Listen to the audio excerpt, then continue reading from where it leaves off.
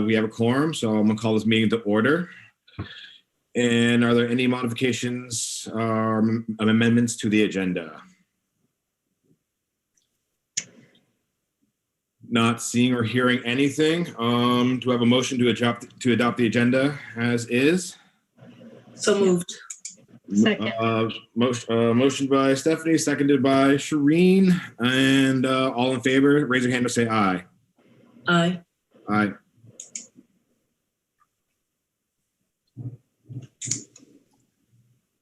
I think technically that's 3 yeses and 1 abstention. That is 4 ayes, so that passes unanimously. With that, we will move on to public forum. So if anybody in attendance would like a question or comment right now, please raise your hand and the little raise hand button thingy, and we will call on you.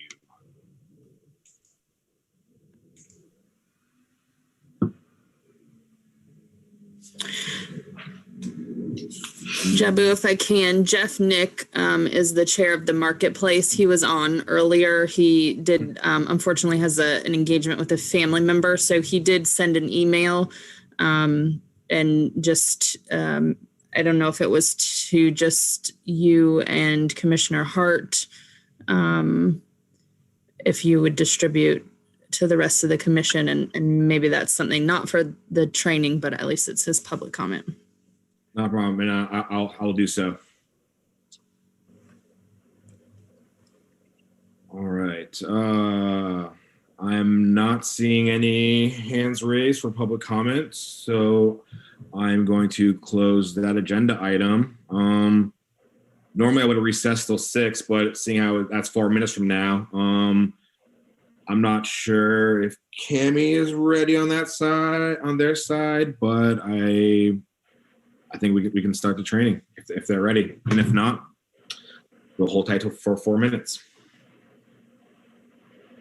Yeah, and if I'm not mistaken, Milo can resume what she was doing at any point now that we have started the meeting with the quorum, correct? I believe that's correct.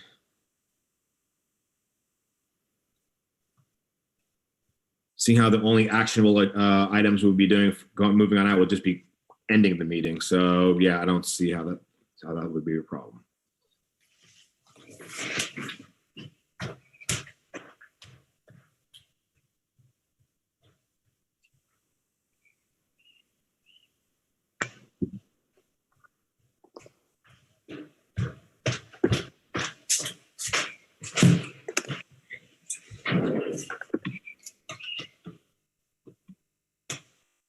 Hi, Cammie.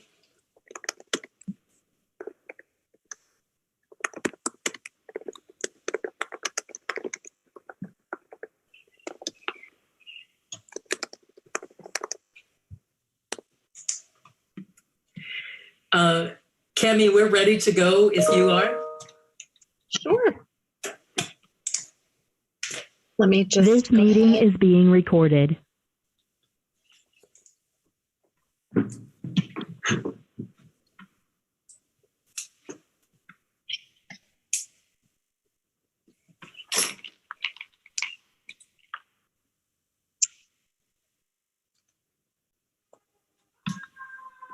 Well, let me start by saying good evening. It's good to be with all of you again tonight for educational session number 2 of 4. So this evening I have with me Jason Wechter. Jason, do you want to take a minute and just introduce yourself to the commission? Sure, be happy to. So I'm Jason Wechter, and I've worked as an investigator for a little over 40 years. About half of that time was spent doing oversight investigations of law enforcement, and most of the other half was spent doing criminal defense investigations for public defender's office and private practice for primarily indigent individuals who were accused of crimes. And I'm a former board member of NACOLE and very active in the organization. Thanks for being here today. When we do training on investigations and reviewing investigations, Jason is always my go-to because of his time spent not only investigating, but specifically working in the realm of civilian oversight in those investigations. So thank you, Jason, for being with us today. So before we begin, does anybody have any follow-up questions from the last session?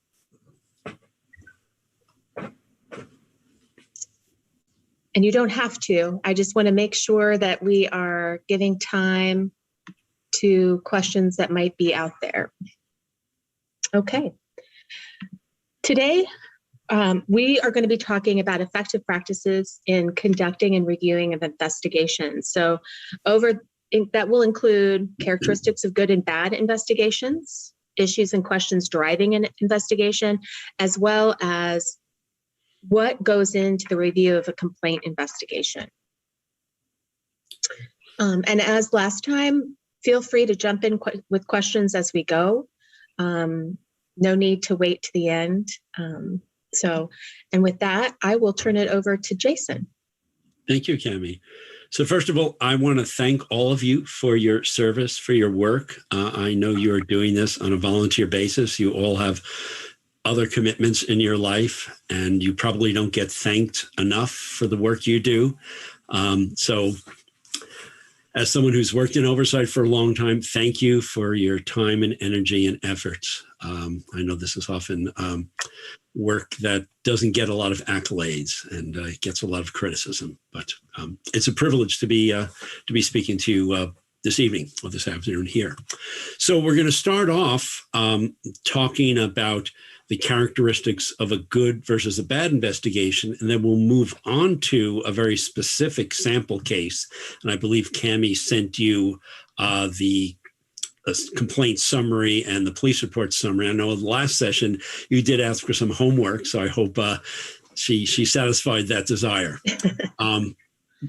So if we could have the next slide, please, Cami. So I'm going to start with characteristics of a bad investigation, so you can see what you should hopefully will not be encountering, and then we can go to the good news afterwards. So characteristics would have a narrow focus, and this would mean it would ignore other possible misconduct raised by the complainant. It would fail to identify all relevant allegations, violations of both department policy and law. It might overlook relevant facts or evidence. It would fail to obtain a complete narrative account from all parties involved when they are interviewed. And it would fail to address inconsistencies in an interview in a subject's account. And this might be taking what the officer says at face value without asking follow-up questions. It failed to hold supervisors accountable. I think it's very important to always look beyond the individual action of a patrol officer to see what influence their supervisor might have had on their behavior. And NACOLE had an outstanding webinar just yesterday on the role of first-line supervisors in law enforcement behavior. I think it will be available if you didn't see it, but it talks about how a sergeant or first-line supervisor's behavior has a tremendous influence on their subordinate officers.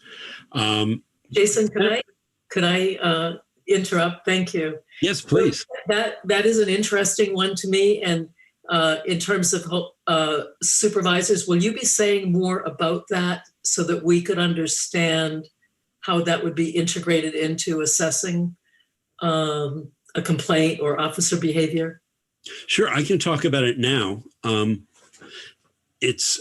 think it's to some what they said is they analyzed different supervisory styles, and I can't summarize it as well as Dr. Engel did, but they found that the one that seems to have the greatest effect on how officers behave is the behavior the supervisor models. And obviously issues of accountability, the first line supervisor is the first individual who should know what their officers are doing. They will sometimes respond to the same scene. They'll observe them in action. They may be the person who receives a complaint filed by a member of the public. They should be reviewing the officer's activities in terms of their computer-assisted dispatch record to see what they're doing. And in many agencies, they are required to periodically review an officer's body-worn camera footage at random, just to kind of get a sense of how they're doing, how they are interacting with members of the public. And they obviously also review all of an officer's reports and should be seen, evaluating the quality of the writing. Doesn't contain all the elements of an offense. Do they need to send it back to the officer for rewrites? Do they have to see clarification? So, based on that webinar and something Cami said in your last presentation about how training can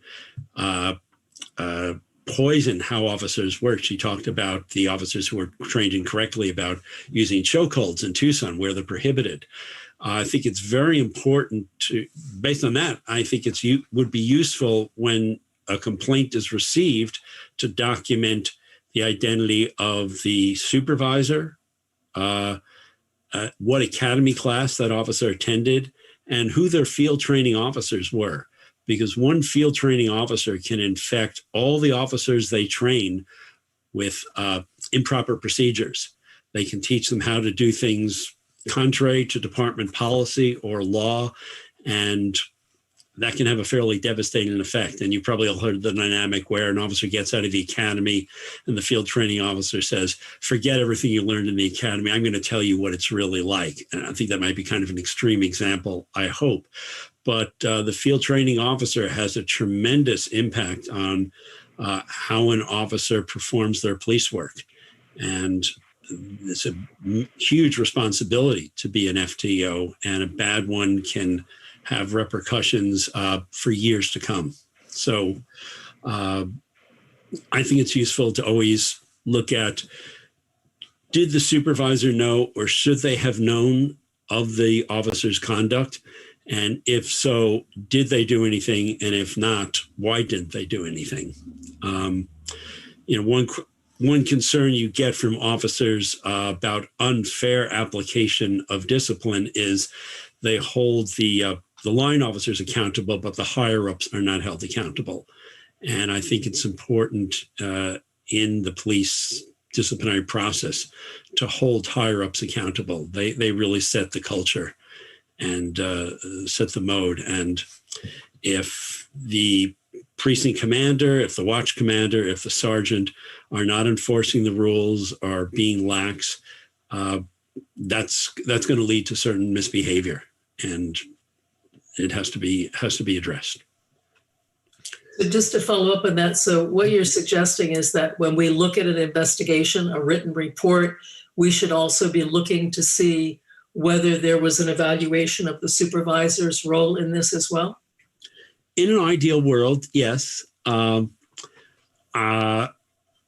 need to look at the type of conduct and perhaps the officer's record.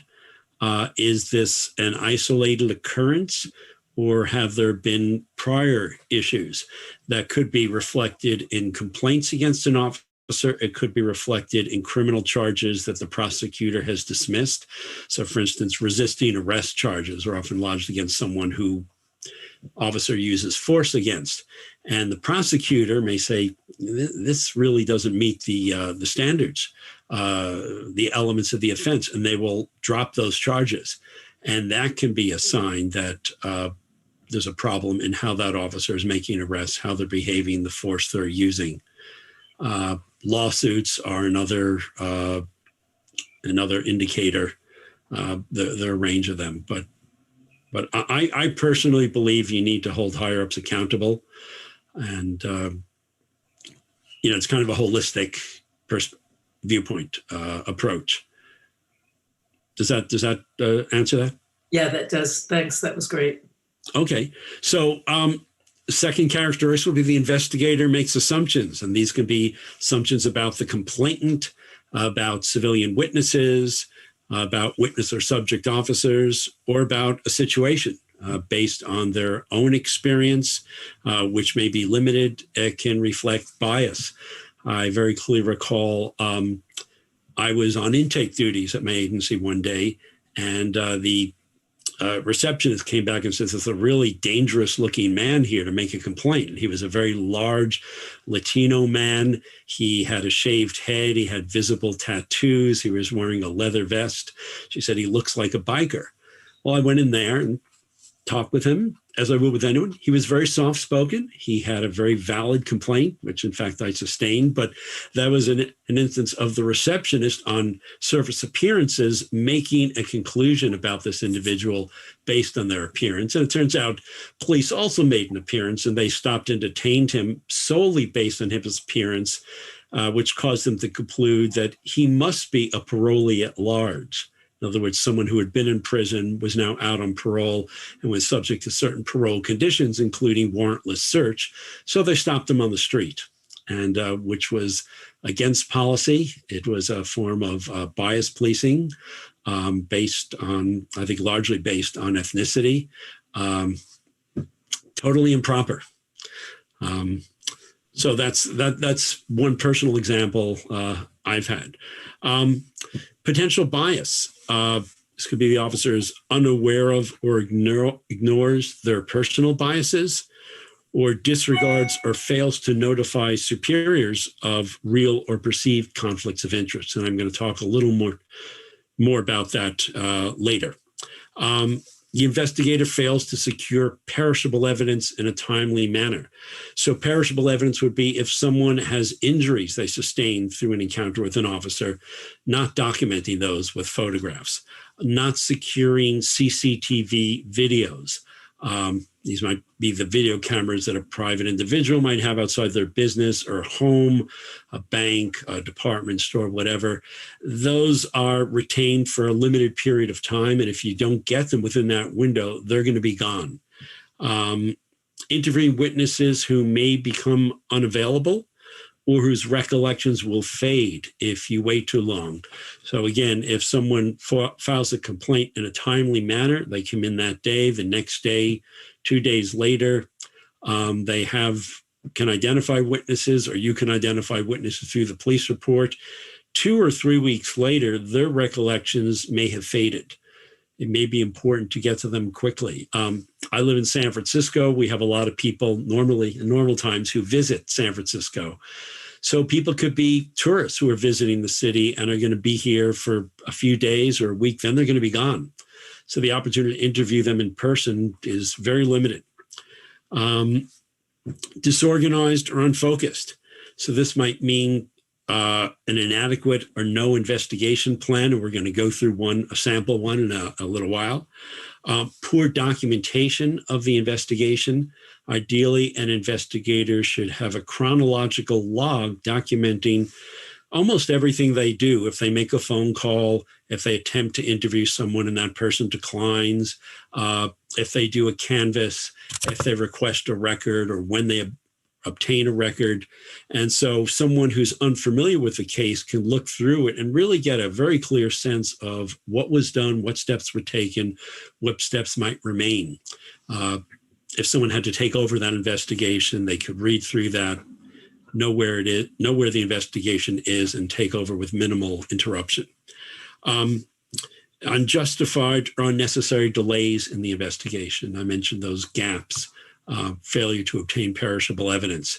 If a case sits for a lengthy period of time, really need to have an explanation for that, and it should be justified. The poorly done interviews. And this would include things like failure to establish rapport and put the interview subject at ease. Many police officers are used to having a sense of authority. So when they knock on someone's door, they show their badge, they expect cooperation. When you interview a complainant or someone who has witnessed police misconduct, there's a significant emotional content to that. And you can't just go into it like, give me the facts. You have to recognize, be sensitive to that emotional content. You need to take some time to talk to the person before you start asking questions. Make sure they're comfortable. John Alden and I did a NACOLE webinar last year. Actually, I think it was for the conference, so I don't know if it's currently available, that talked about interviewing and went through this in a lot of detail. Jason, we can make that available for the group. Yeah. Great. Another manifestation would be differential treatment of civilians and officers, treating the officers with a certain level of respect you don't show to the civilians. Assuming that their version of the event is accurate or truthful, and showing skepticism to the officers. And before I forget, I want to mention, if you haven't heard of it, there's a wonderful series of podcasts now on public radio on KQED that you can find on kqed.org, and it's called On Our Watch. California changed its laws regarding confidentiality of police records in 2018.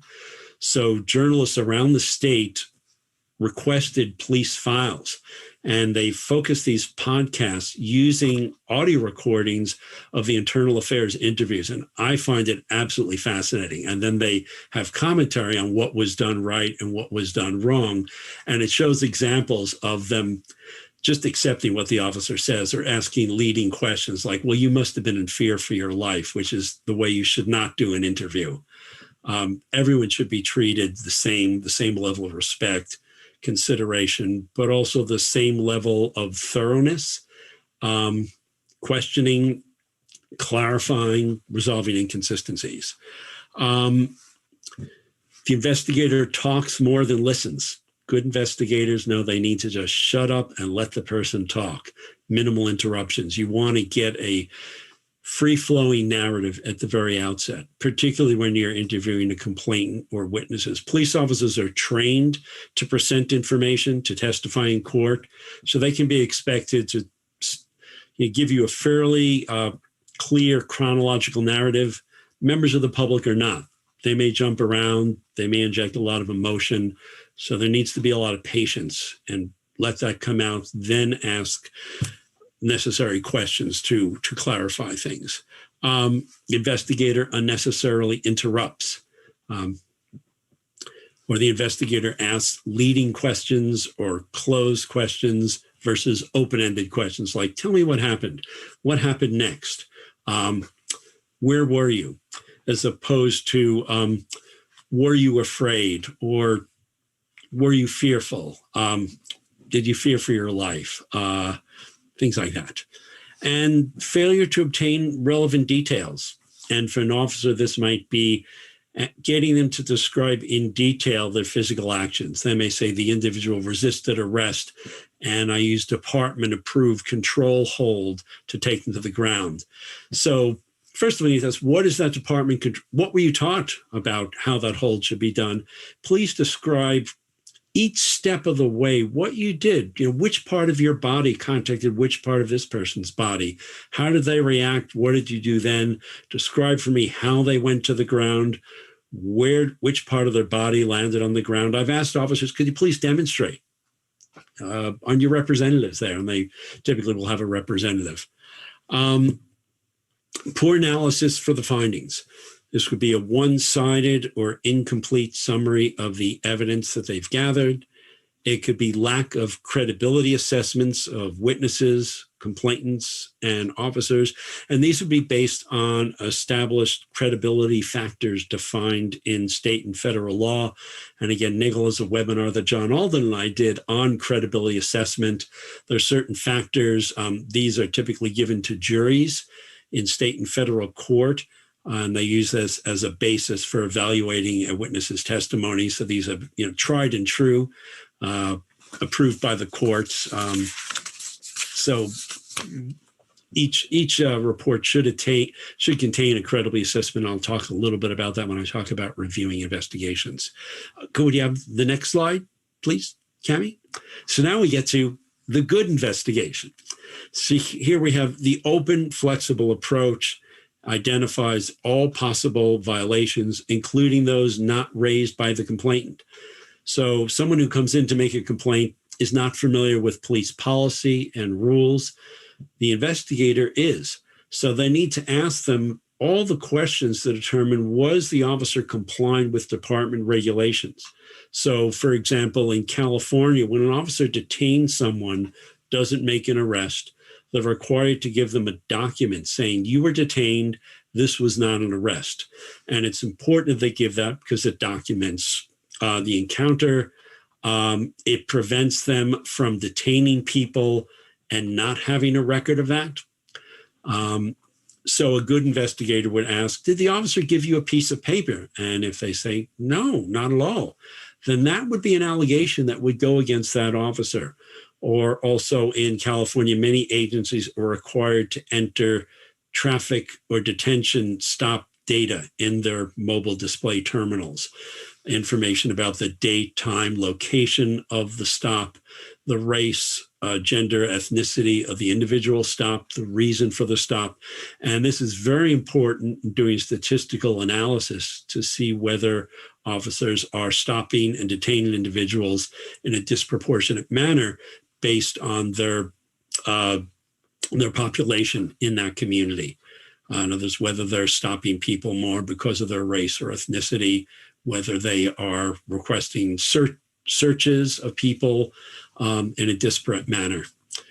So if that had not been done, that would also be an allegation. Considers possible systemic issues, such as those involving possible changes to policy, training, resources, or supervision. Very sad example of this is about 11 years ago, a BARD officer in California shot Oscar Grant in the back, claiming that he thought he had his taser, when in fact he had his gun. There was a similar case in this, I think in Minnesota recently. In the BARD case, it was in one sense, a resource issue. Not every officer had been issued a taser. The practice is you wear your taser on your weak hand side. So if you're right-handed, it's on your left side. So you have to draw it with your weak hand as opposed to your strong hand, which you use for your gun. Because not every officer had a taser. This officer had a borrowed holster. It was not on the right location. So that was an issue of inadequate resources. That's an example of that. And again, also supervision. Hold supervisors accountable when warranted. It's systemic. It drafts, follows, and updates an investigation plan, identifying relevant evidence and witnesses. This is something that will evolve as the investigation continues. And we're going to talk about that in detail with an example. It identifies all the policies, rules, and training relevant to an officer's actions, such that it's saying, what's the law that applies? When a prosecutor charges someone, they look at the facts presented by the police, then they look at the law and say, which elements are applied here? Which crimes can we charge this individual with? And you want to be very thorough about that. Looking at the training sometimes involves getting the training materials from the police academy, or sometimes talking to the subject matter expert, the person who does that type of training, to see what are these officers expected to do regarding this subject. What are they trained? What is the standard we can hold them to? And we have often sometimes sustained cases against officers because they did not comply with the training they received.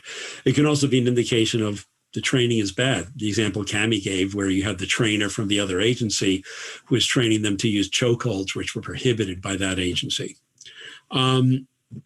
They interview the subject matter experts, as I said, and clearly documents the investigative steps, as I talked about the chronology. It's thorough. They gather all necessary documents and evidence. This doesn't mean everything under the sun, but everything that's relevant and addresses an issue or question in this particular case. And we're going to go through some examples of that in a little while. It identifies and proactively locates and contacts relevant civilian witnesses. This means you make, if a witness is going to be significant, you make some affirmative efforts to contact that person. You might go out, knock on their door, go to their workplace, make phone calls, leave cards. send letters. In the private sector, there's something known as due diligence, which means you have to make a certain number of attempts to an address where you know someone is located. You have to have confirmed that through certain records. And you make verified attempts, you send a letter, you make phone calls, and that shows you've done your due diligence. Has a who would know attitude. And who would know is something I get from the world of journalism. I worked as a journalist before I became an investigator. And it's the who could be a person, it could be a document, it could be a piece of evidence. It's something that's going to answer a question that needs to be answered, that's going to contribute a fact that's going to help you gain a better understanding of what happened. And avoids assumptions about people or evidence. Common assumption would be, someone is arrested for selling drugs and they say the officer stole my money and they used unnecessary force, and the investigator looks at their rap sheet and says they have 10 arrests for drug dealing. They're a bad person. They're a horrible person. I shouldn't believe them. Well, they may be a horrible person. They may be selling deadly drugs, but their money may have been stolen and the officer may have used unnecessary force on them. So you have to set those feelings aside and say, I'm looking at the facts.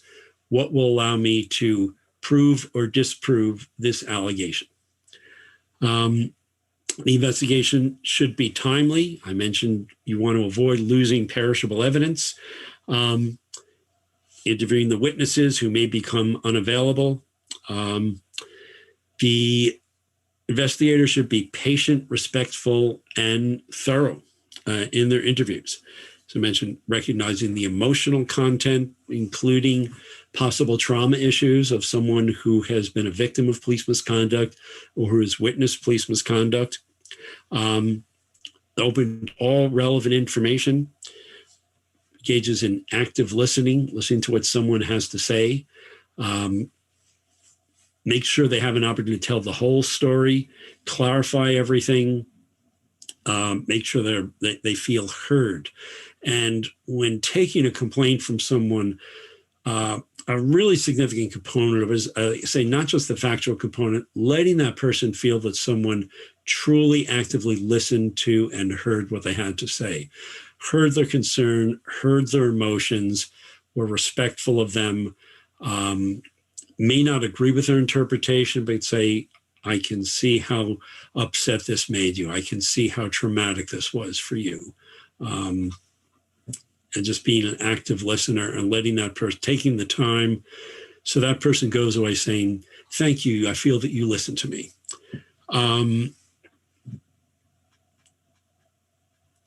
Obtains a narrative account, uses what we call the inverted pyramid format. That's where you start broad, narrow down, getting the who, what, when, where, how, and lastly, the why. Clarifying gaps and inconsistencies. So at one point, someone may say something during the interview. Later on, they may say something that seems a little consistent. So you want to say, I just want to make sure I understand you correctly. Here you said this, but then you said something a little different. Am I hearing you wrong? And giving them an opportunity to explain it. And in an interview, I think it's always good. I don't want to make the person feel like you did something where I say, maybe I misheard it. I didn't note it down properly. I put the onus on me rather than them, and obtain that clarification. Often someone may have gaps in what they recount. So you need to clarify, do they not remember that? Did they not perceive it at the time? Is this information they might have gotten from some other source, from the media, from someone else who was there, or did they directly experience it? And obtaining sufficient details. And lastly, opening the door for future contact at the end of every interview, so asking, is there anything else we haven't discussed that you'd like me to know or that I should have asked that you think I should? I always say, we've all had the experience. We talk to someone and it might be a job interview, a conversation with a friend. Half an hour later, I think, oh, why didn't I mention this? That may happen to you. It may happen later today. It may happen tomorrow. Please call me, but also say, is it okay if I contact you again if I have more questions? Want to make sure the door is open for future contact. Lastly, it's unbiased. It recognizes an individual, the investigator's personal biases. So an example I could give, I love to go see movies. Now, if I went to a movie and there were people in the front row yelling at the screen, making a lot of noise, I would be upset. I'd be unhappy. So if I got this case, I might think, if I was in that theater, I wouldn't be happy about that. But then I say, I'm not in a theater. I'm at work. I'm doing a job of a professional. My job is not to pass judgment on the behavior of these young men in the theater. My job is to investigate an allegation about how the police behaved. My focus on their behavior is only to the extent that the police acted in response to that behavior, their interaction with the police. Whether they were being disrespectful, being loud, obnoxious, whatever, I'm not judging that. I'm looking at the police officer's behavior. That's my job. Identifying real or perceived conflicts of interest to superiors and recusing yourself when required. The Oakland Police Department, where I just finished some contract work, has a recusal form that the internal affairs investigator has to complete, certifying that they have no personal, business, romantic, or strong work relationship with the officer under investigation, that they have no involvement with the incident. And that goes in the file. I think that's a wonderful document to have because it provides a record indicating that this officer certified to the superior that they were not going to have any conflicts. If they did have a conflict, well, that case would be assigned to someone else. Any questions about the things we just discussed before we move on? Okay, so let's go to the Johnson complaint. And so I want to make this as interactive as possible. So I want to get you to kind of suggest some of the things that we would be looking at in this investigation. So first would be some of the legal questions and issues. Can you think of anything that this investigation perhaps should focus on? This is just a minute point, but I would want to know that the officer's representation that it's illegal to wear a hat in the theater, that is absolutely actually a law. Yes, we'd want to look at that law and see exactly what it says. And very important. And then the assault on an officer, what are the elements of that? Was that arrest appropriate? So you always want to start with what are the rules? What are the laws that apply to the behavior? What about the police department's rules? What are some of the policies or rules that would be relevant to this investigation?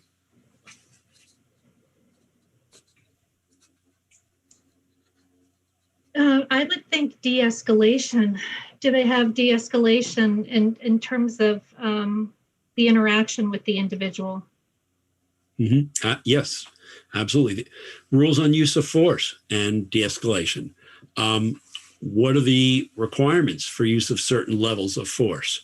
So here we have several different levels. We have hands-on use of force. We have use of deployment of a taser. We have use of a baton. We also have possible use of a flashlight as a weapon. So many departments prohibit use of a flashlight as a club or weapon, except in very exigent circumstances, meaning the officer's in a fight, they don't have a baton, they're fighting for their life. That's the only weapon they have. But normally that can't be used. So there should be very specific rules regarding each of those uses of force. What about some of the other rules or procedures that would have governed what the officers did throughout that entire incident? A couple of things come up for me, such as the officer cursing at Johnson and also threatening people with arrest for videoing the incident? Mm-hmm. Yes, most departments will have a policy about courtesy, and they typically prohibit profanity, require that you treat all members of the public courteously and professionally. And most departments should have a policy on right of the public to observe police actions, including filming what the police are doing. So that would be a separate policy. All of those would be separate allegations that would be brought and that the officers would be questioned about, potentially could be disciplined on. Also, reporting the use of force, being accurate about the use of force reporting. What about some of the factual issues that would be that we'd want to look at? Some of the questions that arise that the investigation should seek to answer. I would be really curious to know if they have ever enforced this no hat policy before. Mm-hmm. And if so, against whom? Is it in only certain theaters in town? Mm-hmm. Things like that. Right. You want to look at how often is this enforced? Who is it enforced against? Are there any disparate enforcement based on race, ethnicity, other protected class? Had it been enforced at this theater? Had these officers ever enforced it before? And if so, against who, and what were the characteristics of those individuals? Possible disparate treatment, disparate enforcement. Anything else? It would be interesting to know what the other folks in the theater had to say about all of this. If there were any attempts, not that it would excuse the behavior of the police, but it would be interesting to know if this, how did this come to their attention? Mm-hmm. Right. So presumably the record of the call to police, calls to police typically to 911 are audio recorded. They're entered into a computer by an operator that's dispatched to officers, and both orally and in the computer. So there would be what we call a computer-assisted dispatch, or CAD record, a printout for that officer's activity throughout their shift, and also for that particular incident from start to end, with all the information provided by the caller to the operator and the information the officers communicate to dispatch. I believe they called for backup, so that should be there. It should also be on the audio recording. So that would indicate what the officers knew when they respond to the call, when they arrive, who the reporting party is, which is who they're typically going to contact as a source of information about what the issue is, what they're going to need to do there. Could I ask a question? Yes.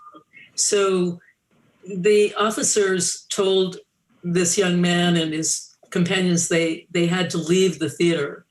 And as I recall from this account, they said they'd be good, they'd be quiet and so forth. But like, where does the authority arrive for the officers to require to eject these young men essentially from the movie theater? That all seems vague to me. That's a great question. It would be the theater owner or the manager. And that would be the person they contact when they arrive. And that would be the person who would tell them what the issue is. And that would be the person who would have the right to say, I want you to eject this individual. I don't believe that unless the individual has committed a crime, the officer can force them to leave the theater. So that'd be one of the issues. You would want to interview the theater manager and say, describe your interaction with the officers. What did they say to you? What did you say to them? Did you tell them you wanted them to do anything, or they ask you any questions? And if he says, I didn't give them any instructions, then you're going to have to ask officers, what was your authority for telling these young men that they needed to leave? That was one thing I was going to bring up, because I think it says in there that they refused to leave and were threatened and they threatened an employee. So I think one of the first questions I would ask would be to the supervisor, did this actually occur? Were you guys actually threatened? Mm-hmm. So forth. Right. Yeah, it's always critical to find out what information police have at the start of an encounter. And here would be the manager that they talk to, the usher, the information they get from dispatch. We've seen that very critically in a lot of incidents where officers get a report of someone having a mental health crisis. But the family member may say, he's harmless. We just, he needs some psychiatric help, versus they say he may have a weapon. And that's going to color how the officers respond. In some localities, officers can see on their mobile display terminal information about previous calls for service at a particular address that will flag if they're known to have firearms at that location, or if it's known to be a location where there have been incidents of domestic violence. Domestic violence calls are often very hazardous for officers because they're so emotionally charged. They can involve weapons, they can involve violence, so they want to be prepared for that. So the information an officer has as they respond to an incident is really critical. And one of the things you'd want to ask these officers, and it's also something you might be able to determine from records, do they have previous experience with this location? Have they been to this theater before? Have there been previous problems? What have their encounters there been? You'd also want to explore, what's their relationship there? Are they going there all the time on runs? Does one of those officers work a second job doing security at that theater? Which could create a possible conflict there. Other questions that we want to seek answers, facts we want to get. I want to know about the deployment of the taser, and where in the policy that falls in terms of what steps have to precede it. It seemed awfully abrupt. Yes, exactly. Every department should have a policy on use of tasers. Some specify that tasers can only be used in circumstances where deadly force would be justified, because people have died as a result of being tased. It's a controversial issue. It's one of the reasons San Francisco police do not have tasers, because the community has been very opposed to them because of the very real hazards they pose to people who are in a mental health crisis, who might be under the influence of drugs or alcohol. They are considered less lethal use of force, but in many ways they can be a lethal use of force. So some of the things we want to look at would be the characteristics of the incident scene. And here that would be the environment of the theater. What's the size of the auditorium? What is the lighting like? What film was being shown, and did they stop the film? What are the auditory characteristics of the theater? Is this a 1,000-seat theater, or does it seat 50 or 75 people? Just a quick question. Can I ask why that would be relevant, how that would be helpful to know that? It would give you a sense of distances. So if there are 20 people in a 1,000-seat theater, they may not be sitting close together. If it's a 50-seat theater, they are going to be closer. They're going to have better opportunity to perceive what's happening. So you want to get a sense of the sight lines. So if you're going to interview people who were in the audience, you want to have a sense of where were you seated, and at least have some visual sense of how far that was likely to have been. Could they have seen what happened? Was their view blocked in any way? What were the sight lines? Things like that. Thanks. Another characteristic of the incident would be the officer's equipment and how it was deployed at the time of entry. Did they have batons? Did they all have tasers? Did they have flashlights, et cetera? Then we want to look at the interaction in the theater. So as you said, were they yelling profanity? What was the initial verbal interchange between the complainant and the officers? That initial physical interaction, the force used while the complainant was in his seat. The officer's report just really glosses over those things in very generalized terms. So you'd want a very specific description of, okay, where was each officer standing? How did they grab his wrists? Where were they? How far was the officer reaching over the seat? Is this a seat that has several feet in front of it, or is it a fairly narrow, from one seat to the next? What was the space like? What were the complainant's physical actions? Did the officers use profanity? Everything about the taser use. And every taser should have built into it a tiny video camera that's activated when it is taken out of the officer's holster. And whether or not they fire the taser, that video should be going. So that's an important source because it's going to show the taser view of that interaction. So that's a video in addition to the body-worn camera video that you would want to obtain. Could I just ask, so any officer, so if we're talking about the United States, any officer that's using a taser, it has that video?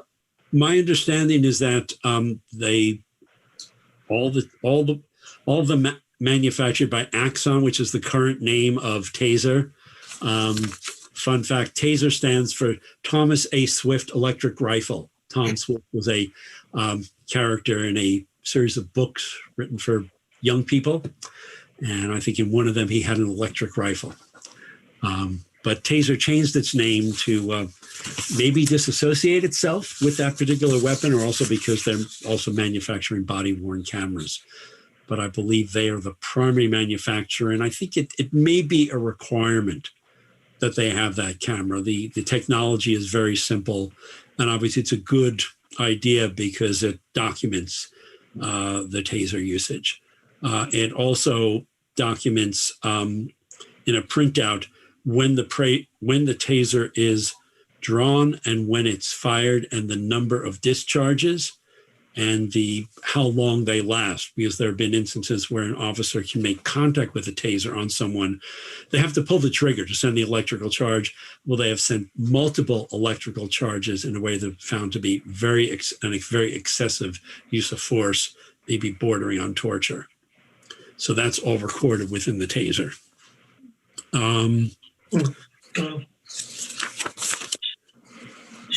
So we want to. I just saw Shannon's hand up. Sorry, I don't mean to cut in. I just want to clarify our tasers that the department uses does not have cameras on them. They do not. Oh, they do not. Okay, I'm corrected. Do they record information such as the time, the number of discharges? I did just send a message, so I'll let you know when I have the info. Okay, thanks. Uh-huh. Okay, thank you for clarifying that. The physical layout of the area around the seat is really going to be critical because the officers are claiming he suffered the head injuries from hitting his head on part of the seat. So that needs to be documented, and photographs need to be taken with a ruler showing measurements, maybe even a sketch of the area. The cause of the injuries to his head, of lacerations, the cause of the injury to his arm is going to be a significant issue, as well as the possible injury to his wrists from the tight handcuffs. And that's something that could be documented at the scene with photographs. I've seen occasions where those marks will last for some period of time, where application of too tight handcuffs for a prolonged period can actually cause nerve damage, where people have gone to a hospital and gotten a medical diagnosis. Also, the cause of the officer's injuries. That's going to be a significant issue here. Actions outside the theater, the officer's statements and behavior in the ambulance, statements by the complainant and officers to medical personnel. I would often want to interview the paramedics, and they will not give you information unless you have a HIPAA release signed by the individual they treated. You want to ask them, what statements did that individual make? If he is saying, that officer just beat me in the head with a flashlight, that's a contemporaneous statement that's going to be relevant. And conversely, what the officer said about the cause of the complainant's injuries. Did they say? Can I ask you I'm sorry. After you're finished, I have a question. Okay. The statements the officers make about the interaction may be very relevant. Were the officers laughing? What did they say about their injuries? Those are all, it gives you a snapshot of what was happening around the time of the incident. I'm sorry. So what was your question? Yeah, I'm sorry. And it's based on your experience. It's beyond this. But I'm just wondering, what's your opinion or your experience on tasers, and whether you could have someone who is a taser is deployed. Would you say that by definition there's an injury to the person? Sometimes you'll get a report or an affidavit or a report saying, a taser was deployed, but then we'll hear that there were no injuries to the person. The fact that it was deployed doesn't mean that the barbs made contact, made connectivity, so that it conducted a charge. And that has often happened where it will hit someone's clothing or they will move and they just won't make contact with the skin. Now, I don't have a lot of experience with tasers because San Francisco police, right, and I've investigated complaints against them for 18 years, do not have tasers, or they're often called electronic control weapons. Or electronic control devices. But my understanding is that the barbs do make contact with the skin and there is an electrical charge, there very well may be marks. Okay. And those should be photographed. Would those marks be called an injury? I would call them an injury, yes. Okay. It's a disruption of the skin. You were getting into a medical area there, and I don't have medical training, but they are something that could be photographed. And so, would one expect that to be in the police report? Whether should an officer be checking the skin for that, or is that really more on the medical end? I think that would be more on the medical end. And typically, if someone is booked into the jail, they need to be medically cleared. So in San Francisco, there's a nurse at the jail who does a medical screening, and ask an individual a set of questions about medical conditions, possible immediate need for medications, pre-existing problems, and about any injuries.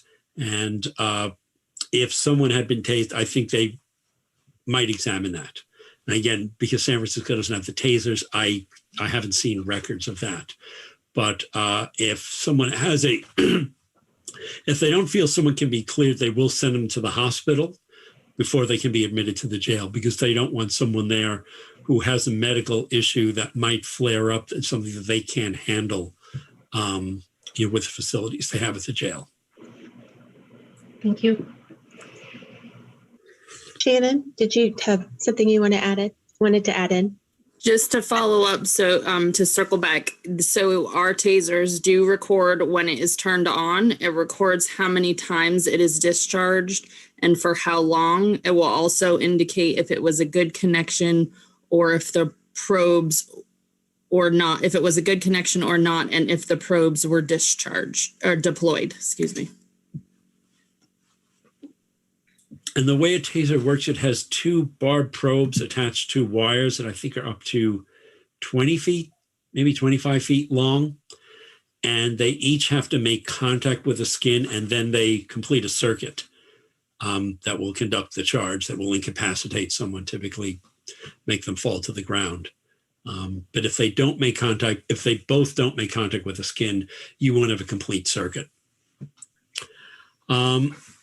So other things we'd want the investigation to look at would be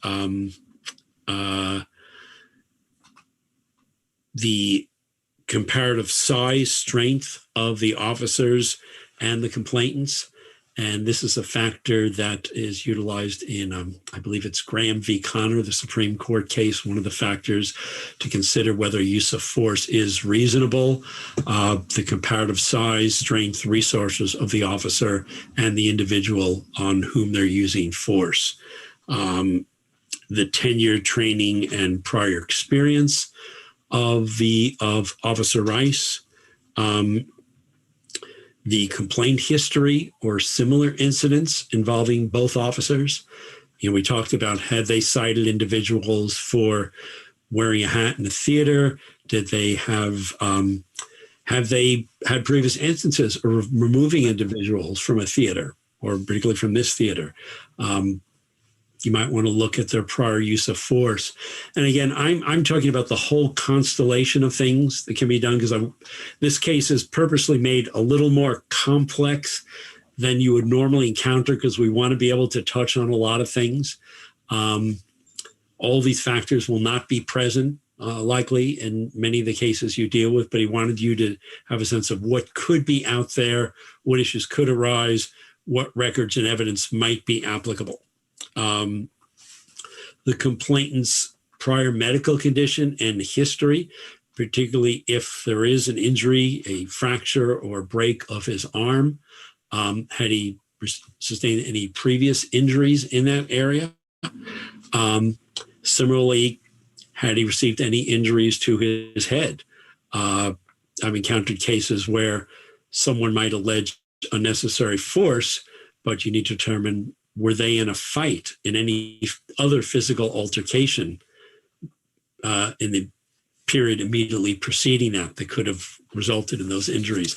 Because this is the sort of thing that if you go to a hearing or to trial, the opposing attorney is going to ask, because they're going to look for a way to say, how else could this have been caused? What might be other possibilities that take blame off my client, the officer?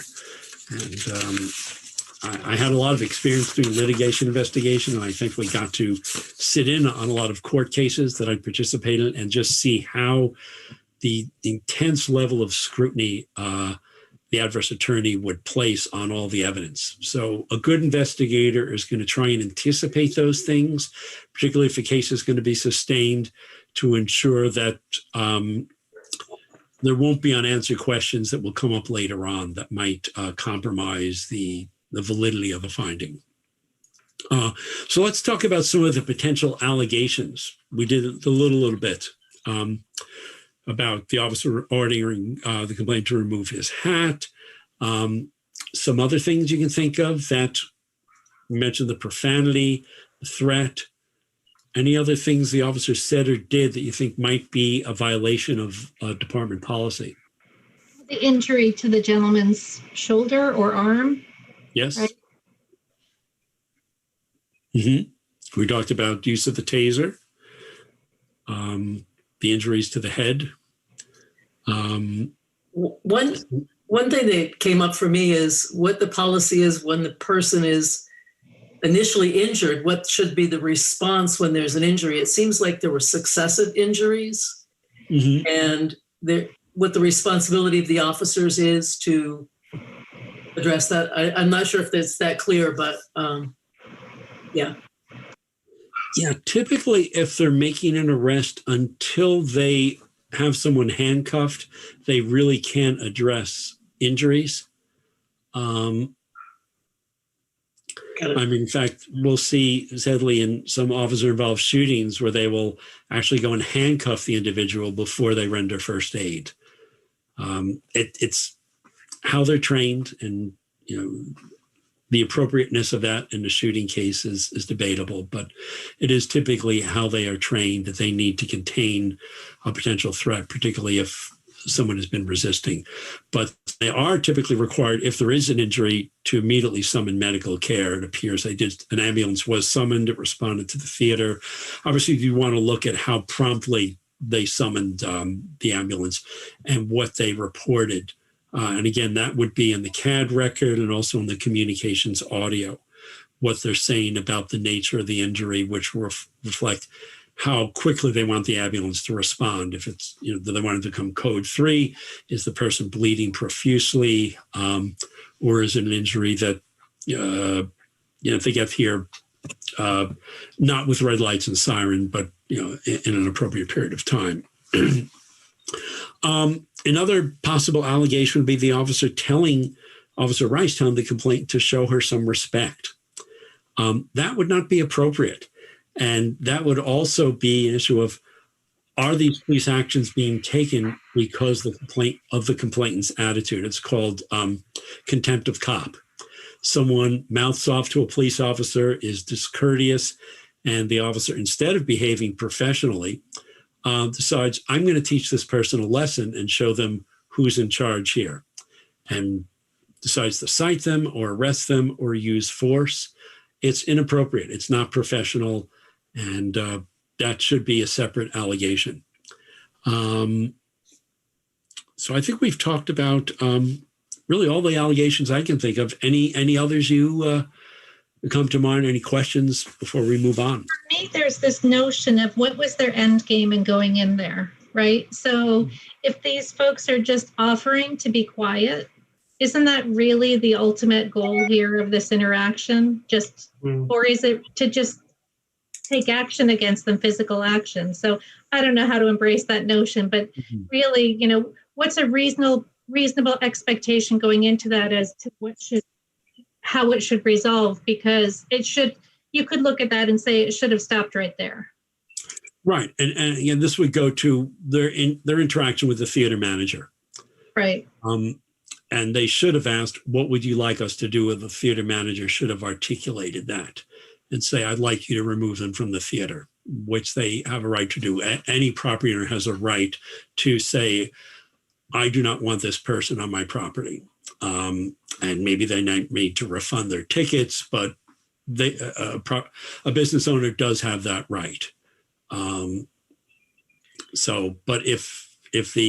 if he simply said, go talk to them, or did not give them any instructions, and they're making that decision, then you need to ask, what's the justification for that decision?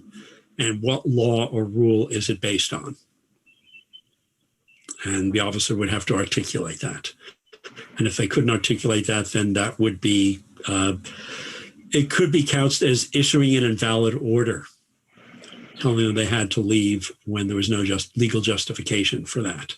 That would be similar to someone is filming on the sidewalk and the officer says, you have to leave. That's an invalid order. They're not posing a threat to the officer. They're exercising First Amendment rights to observe and possibly film. So so their conversation with the owner of the theater should have been part of the officer's report? Yes, absolutely. Absolutely.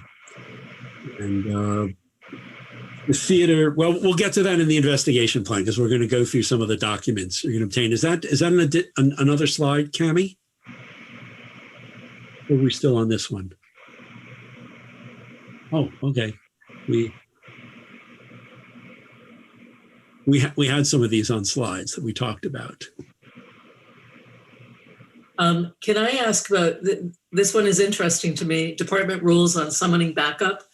I didn't know there would be rules on that. Can you just give me an example of what a rule might be with that regard? Well, it would be training. You don't want to summon backup if it's not necessary. Mm-hmm.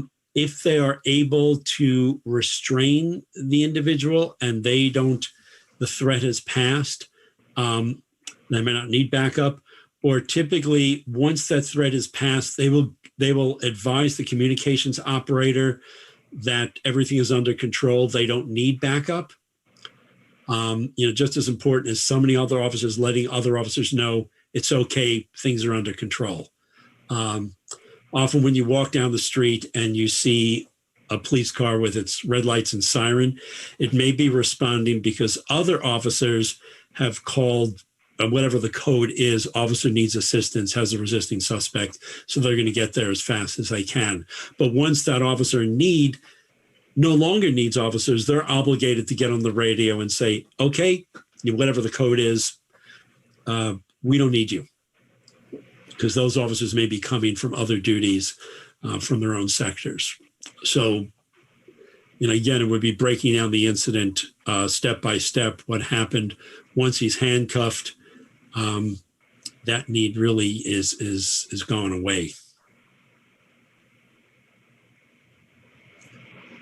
Where do we go to the next slide? And here are just some of the factual questions. I think we covered all of these. And the next slide after that.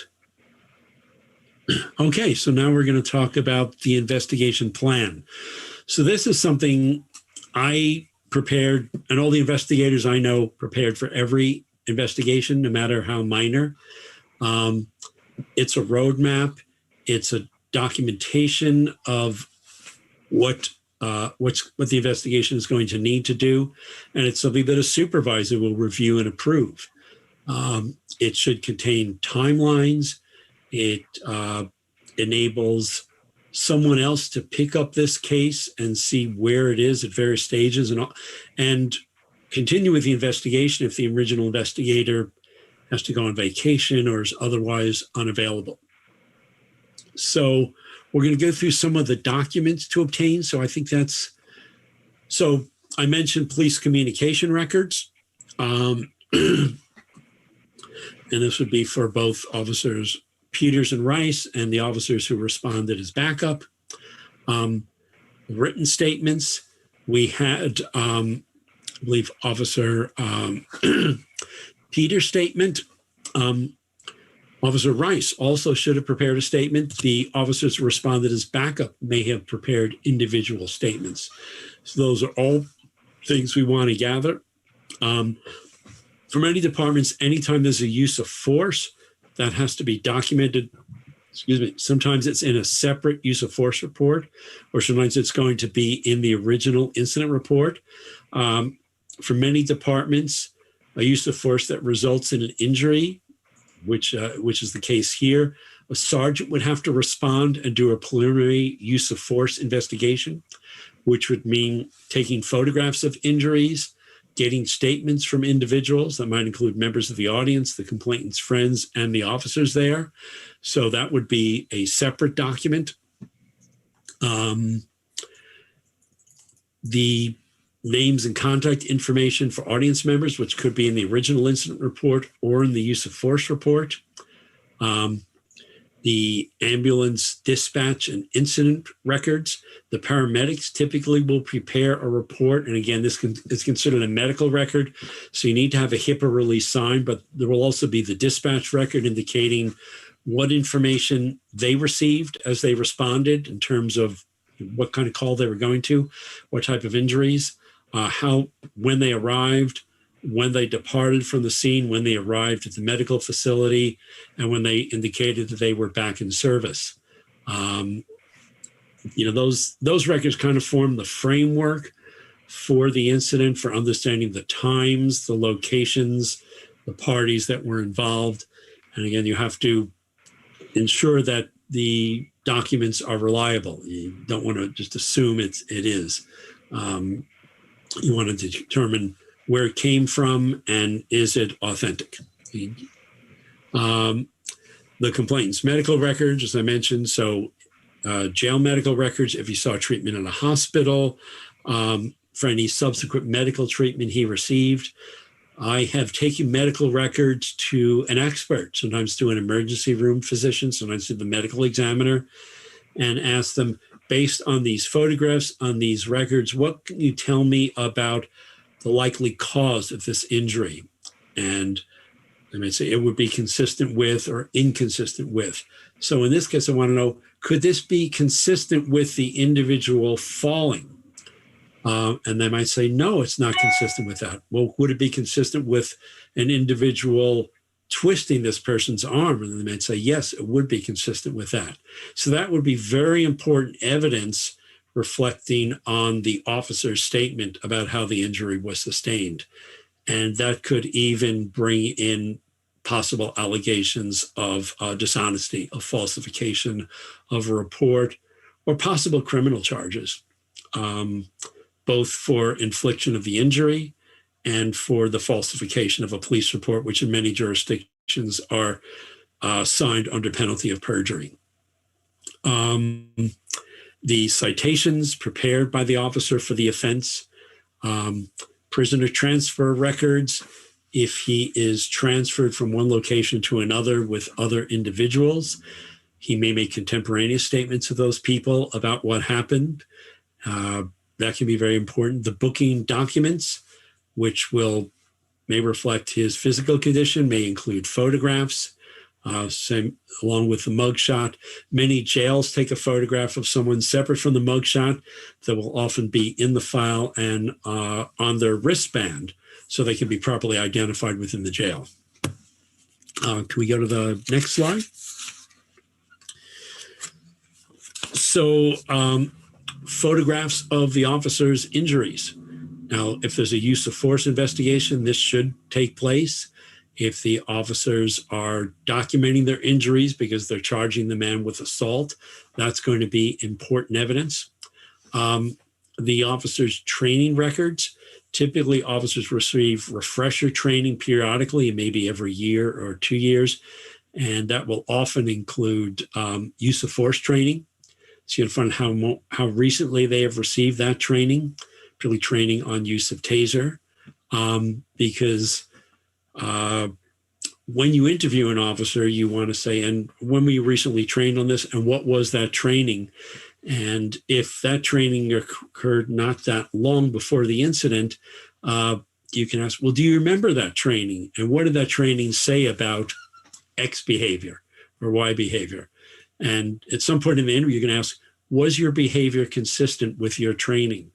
And if they say no, you're going to say, well, why not? And they're going to have to be able to give an explanation for that. The dispatch records of police responses to that theater in San Francisco, we could enter in an address and bring up records of all police responses to that address for a given period of time. So again, we could see our police frequently responding to that theater, and that could also lead us to records of the disposition of those responses. Did they eject other individuals? Did they arrest them? Did they arrest anyone for wearing a hat in a theater? Just, the whole range of previous incidents there. Similarly, in San Francisco, we could enter in an address and locate all the police reports involving that particular location. It might also be possible to gather records regarding all the arrests for that particular offense of wearing a hat in a theater, either through the police agency, possibly through the county prosecutor or the city prosecutor. And if the district attorney says, I've been doing this job for 20 years and I've never heard of anyone being charged with that offense, I'm surprised it's still on the books, that's going to be a powerful statement about the charging of the complaint with that offense. And also the records of arrests by those officers for assault on an officer or resisting arrest, and how that might compare to similarly situated officers. Are they charging people with resisting more frequently? And that can be an indicator that officers are using force more often because they're charging people with resisting. Go to the next slide, please. Any questions about those records? So physical evidence. We talked about photographs of the complainant's injuries. If he comes in to make that complaint and those within a period of time when he still has visible injuries or when they should be seen, those injuries should be photographed. They should be photographed with proper lighting, with a scale in the photograph, because that's going to be evidence you may want to take to a medical professional. That's going to be very important evidence if there's a sustained finding.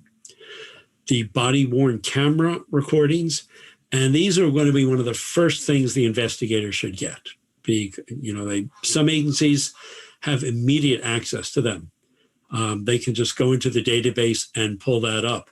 And if those cameras were running, they're going to give you a good visual sense, but also an audio recording of what happened. So right away, you're going to know, did that officer use profanity? What was the verbal interchange there? It may very immediately confirm or refute some of the complainant's statements and may indicate the officer's report largely seems to be correct, or may indicate the officer's report is absolutely incorrect. Maybe we need to refer this for a criminal investigation because it clearly shows officers using force that is not described in that report. The photographs of the clothing worn by the complainant at the time of the arrest, This can be useful. The clothing may show scuff marks, it may show damage, tears, but also it may be useful when you talk to witnesses. And again, if this was a big theater, if you can know what the individual is wearing, you can say, did you observe that person?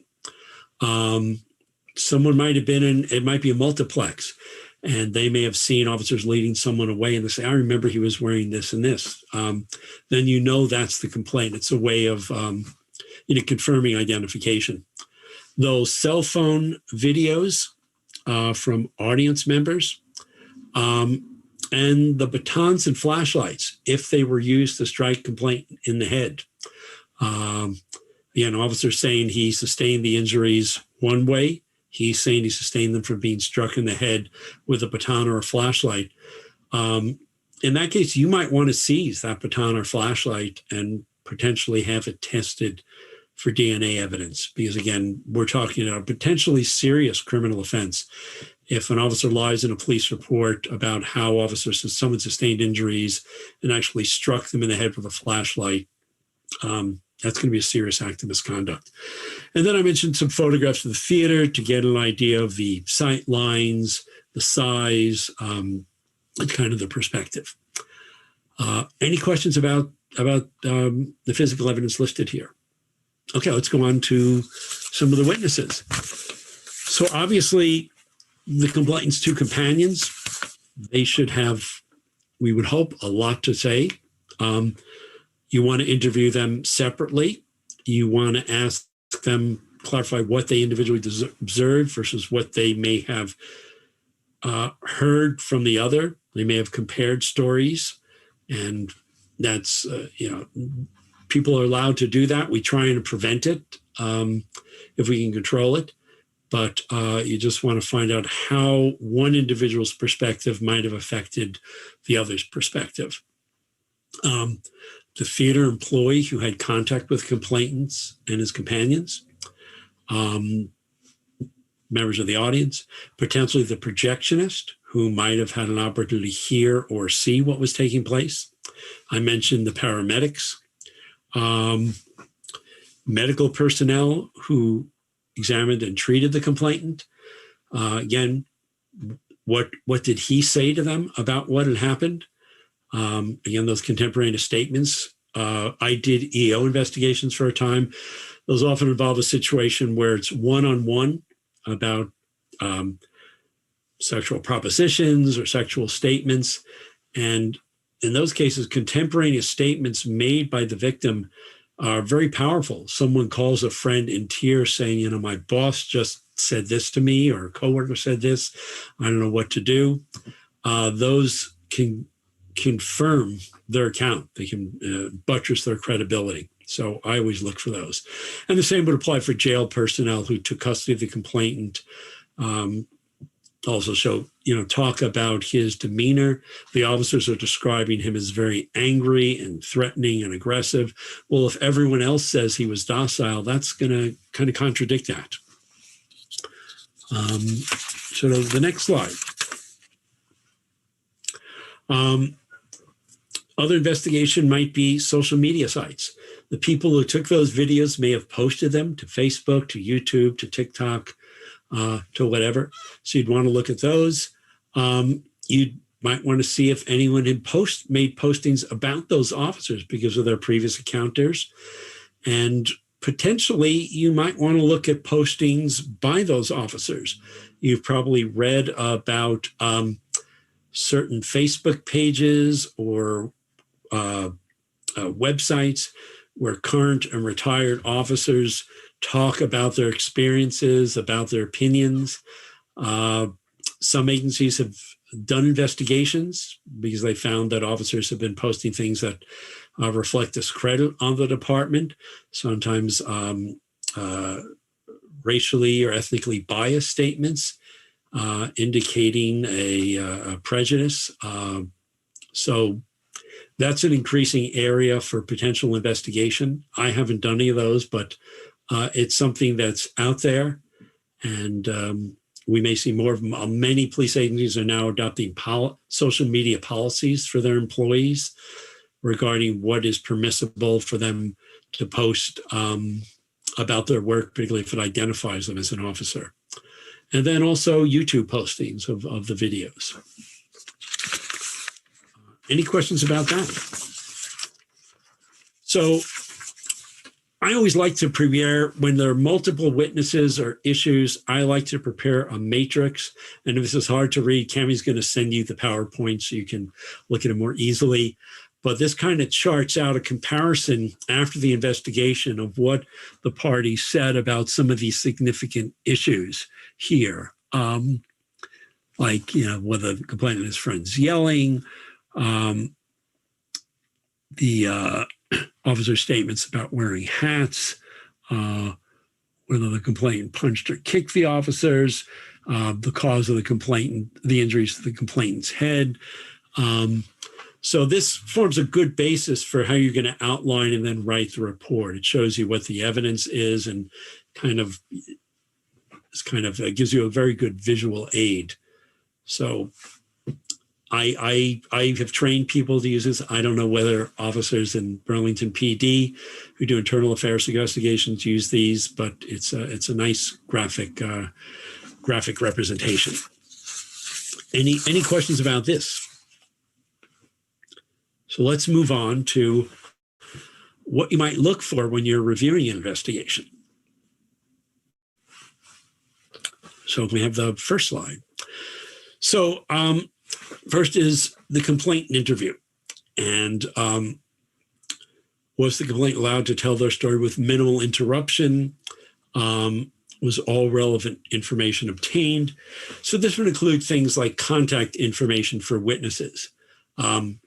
For the Johnson complaint, how can I contact your friends? What are their addresses, phone numbers, emails? Where am I likely to find them? Did you know anyone in the audience? You want to get as much information as you can so you can make direct contact with those individuals. You don't want to say, oh, well, ask them, here's my card, ask them to give me a call. No, that's a passive approach. You want an active approach. It's going to say, how can I contact them very directly? You want to get a description of each officer and their actions, and the complainant may not know the officer's name. Sometimes you'll say Officer 1, Officer 2, or the tall officer, or the officer with a blonde hair, or the officer who was bald, or whatever. Documentation of everything that happened in the incident, of the injuries, their awareness of any recordings. Was there anyone around there? Did anyone have their phone up? Are you familiar with that area? Are there any CCTV cameras there? If they had injuries, were they asked to sign a medical release? Were they asked appropriate closing questions? When those would include, have you discussed this with anyone? And who, when, what was the summary of that discussion? Because again, those contemporaneous statements can be important, but also if they gave an account of this to someone else that's very different from what they're telling the investigator, that's also going to be significant. Is there anything we haven't discussed you think I should know? Any question you think I should have asked? Again, if you remember something, will you let me know? Next slide. Could I jump in with a question? So from our perspective, so this now causes me to ask questions about our role as commissioners in reviewing investigations of complaints. So that last slide, I'm sorry, complainant interview, right? How would we know if all of this had been done? How would we be able to ascertain the quality of the complainant interview? Would it be, that the chief or the investigator would write a written report? How do we know, for example, whether the complainant was allowed to tell his or her story? Well, I actually looked at your the rules of your commission in reviewing complaints, and I think it says each commissioner shall have access to the written records of all complaints upon request to the chief. Includes identification of all witnesses, documents, evidence, or other information obtained or consulted in the course of the investigation. So I'm not sure how your department, how your city attorney is applying that. But I would see that for you saying, we'd like to see the transcripts of the interviews, the summaries of the interviews, audio recordings. Most agencies now are moving towards transcribing interviews because it can be fairly inexpensive. There's a service that the agency I most recently worked for used, rev.com. It was really fairly cost efficient and certainly more cost effective than having the investigator listen to the recording and summarizing it. It really also gave you a permanent record, so a reviewer could see that. So that would allow you to see that. So again, I don't know what you're going to be able to access, but I would try and interpret that as broadly as you can to get as much as you can.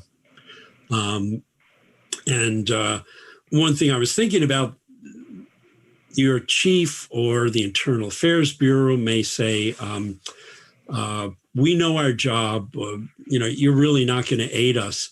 And a response to that can be, I know it's a small department. I think it's budgeted for 105 officers and currently have 70 or 80. Members of the commission are being exposed to a lot of information those internal affairs investigators probably aren't, like this training, other resources in the oversight community.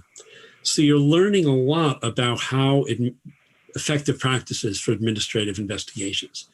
So officers in internal affairs typically are there for a limited tenure, and then they're going to go out to other assignments. They're typically at least rank a sergeant, meaning they probably have aspirations to rise up in the department or to work as detectives. Well, if you're going to be a supervisor or a manager, investigating complaints against employees, conducting administrative investigations is a really important skill. And you can help them become more skilled at that, give them more hours in their quiver, which is going to aid them on promotional examinations, aid them as they rise through the ranks. They may seek management positions in different police agencies, maybe smaller agencies. So this is going to be a boon to their career, to the trajectory of their career, because you're going to have something to offer them, that some training, some insight that they may not have. And it's also going to ensure that their investigations are more solid, which is going to reflect on their performance. If their investigations go to arbitration, and I don't know if that happens when an officer is disciplined, and the arbitrator says, this is a very solid investigation, very well done. It supports the finding, and I'm going to support the department's decision in this matter. That's going to, bolster their reputation. That's going to be something that will enhance their performance and their career path. So that's something you can, offer them. Jason, yes.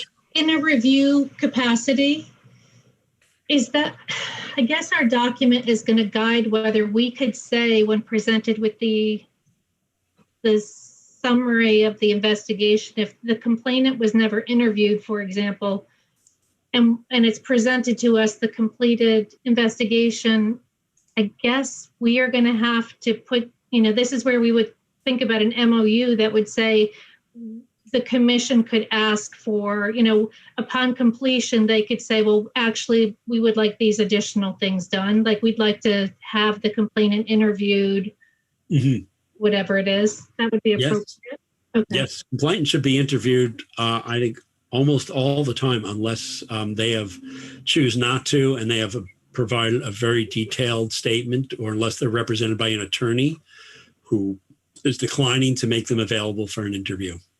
And I suppose there could be complainants who might feel like it's traumatic to be interviewed, perhaps. Even though they're willing to do the complaint, they might feel like being interviewed by the police is just adding to it.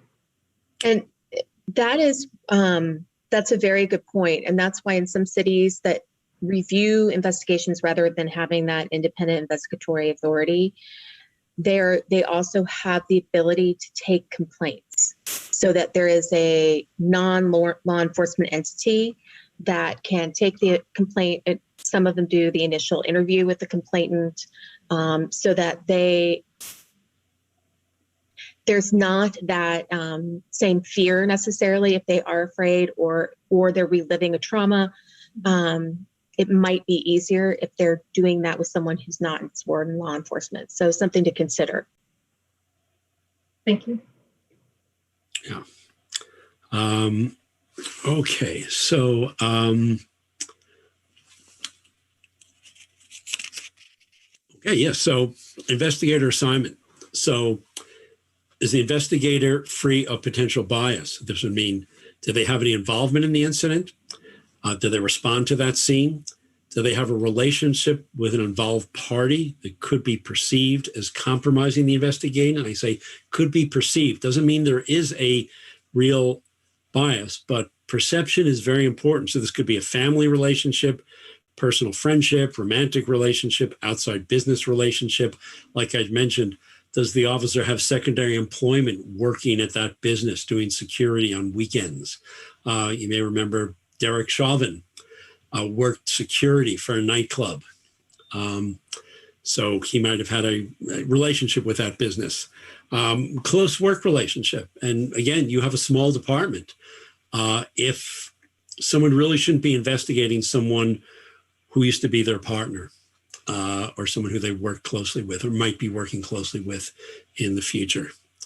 If I may, that was what I was going to ask about, because it is a small department, it's a small town. That issue seems especially important here. And I just wanted to note your comment that some agencies require that the investigators sign a document that says there is no conflict of interest. Is that something you think is especially advisable in a small department, for example? Well, that's from the Oakland Police Department, which has about 900 officers. So it has a fairly large internal affairs unit. So if one individual has a conflict, it can easily be assigned to another internal affairs investigator. But as I mentioned, I did EO investigations for a public agency, and I was the only EO investigator there. So we had a procedure where if an investigation involved someone I had a personal relationship with, we were going to hire an outside investigator. Or if it involved someone in the Human Resources Department, which I was a part of, we were going to bring in an outside investigator. And I know that's something that came up during your last session with Cami, and I have done a little research on that. I hope to do more. But I found 2 jurisdictions in California that have contracted with outside investigators, and they have paid in the area of around $90 an hour. Now that's based on California cost of living. And in one of those jurisdictions, the court-appointed rate that's paid by the county for court-appointed investigators, where the public defender's office has a conflict, they can't represent someone. So you have a conflict attorney, and they hire an investigator, a private investigator outside the public defender's office who's doing the same type of investigation. And in that county, they typically pay $75 to $100 an hour for court-appointed investigators. So to gauge what it might be there, you could try contacting your county public defender office, finding out, is there a court-appointed program, and what is the court-appointed investigator rate, both for the county and in federal court, whatever federal district there. And that might give you a sense of what an appropriate rate would be.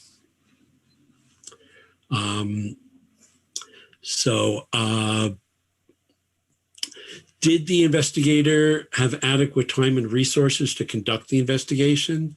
So this would reflect, was their caseload too onerous that they could not get to it in time? Were they given this case 2 days before they're going on a 3-week investigation, which means nothing's going to happen for 3 weeks? Did they have the equipment they need? Were there no cars for them to go out in the field with, to go knock on witnesses' doors? Did they not have a camera to go out and take photographs? Those are all relevant factors ensuring that the investigation is robust and effective. So can we, and the investigation plan. With the relevant rules, allegations raised, and the rules adhered to. So this would mean the allegations raised by the complainant, Additional allegations or violations not raised by the complaint, but that the investigator should be able to identify. I believe that when you're doing an administrative investigation, it should be behavior driven and not complaint driven. It's to the benefit of that agency to identify rules violations and problem officers to avoid problems in the future and not just look at only those things that an individual complains about. So some agencies, if a complaint withdraws the complaint, will stop the investigation. I disagree with that. I think if there's misconduct there, the agency needs to know about that. And again, I bring in some of my EEO perspective to this, where the law requires that if an employer becomes aware of harassing or discriminatory behavior, they are legally obligated to investigate it, whether or not the complainant wants to proceed. If they fail to do an adequate investigation, they can be liable down the road. And I think that should apply, that same standard should apply to police agencies, because the hazard posed by officers who violate the rules can be enormous to the community and to the police agency.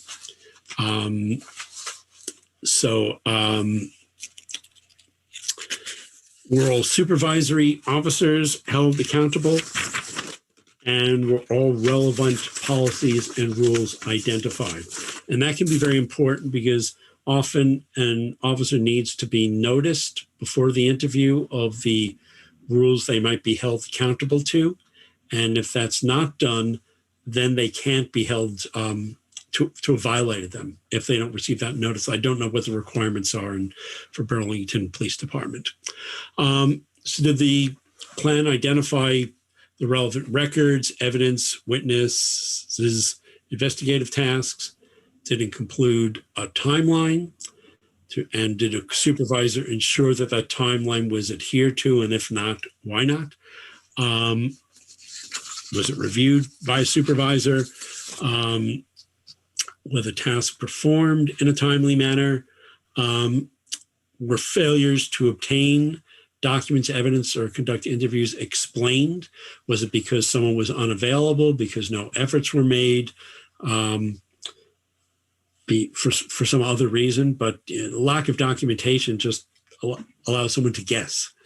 And were any gaps in the investigation because of the investigator was involved with something else, or there had to be a halt for some reason? Maybe there was a court proceeding going on. Were those explained and documented? So Ken, the next slide, please. I'm sorry, could I just ask a question? So when you say did the supervisor review the plan, so in our role as commissioners, we could then ask to see the investigation plan. Who is typically, I know in larger agencies it's probably different, but who would be the relevant supervisor of a person who's doing an investigation? Would that be the chief? And typically in an internal affairs unit, it would be a lieutenant or a captain, or for Burlington PD, it might be the deputy chief for administration if it's under their aegis and the internal investigations take place. I think typically the chief is not going to receive the complaint until the report is concluded. They don't want to have a direct hand in it because they don't want to be any perception of them influencing it, because they're going to make the ultimate decision on any discipline. I see. They want to be one step removed. So lieutenant, captain, or deputy chief should be reviewing that plan, approving it, making sure it's adhered to as it progresses. Thanks. So the next slide regarding records.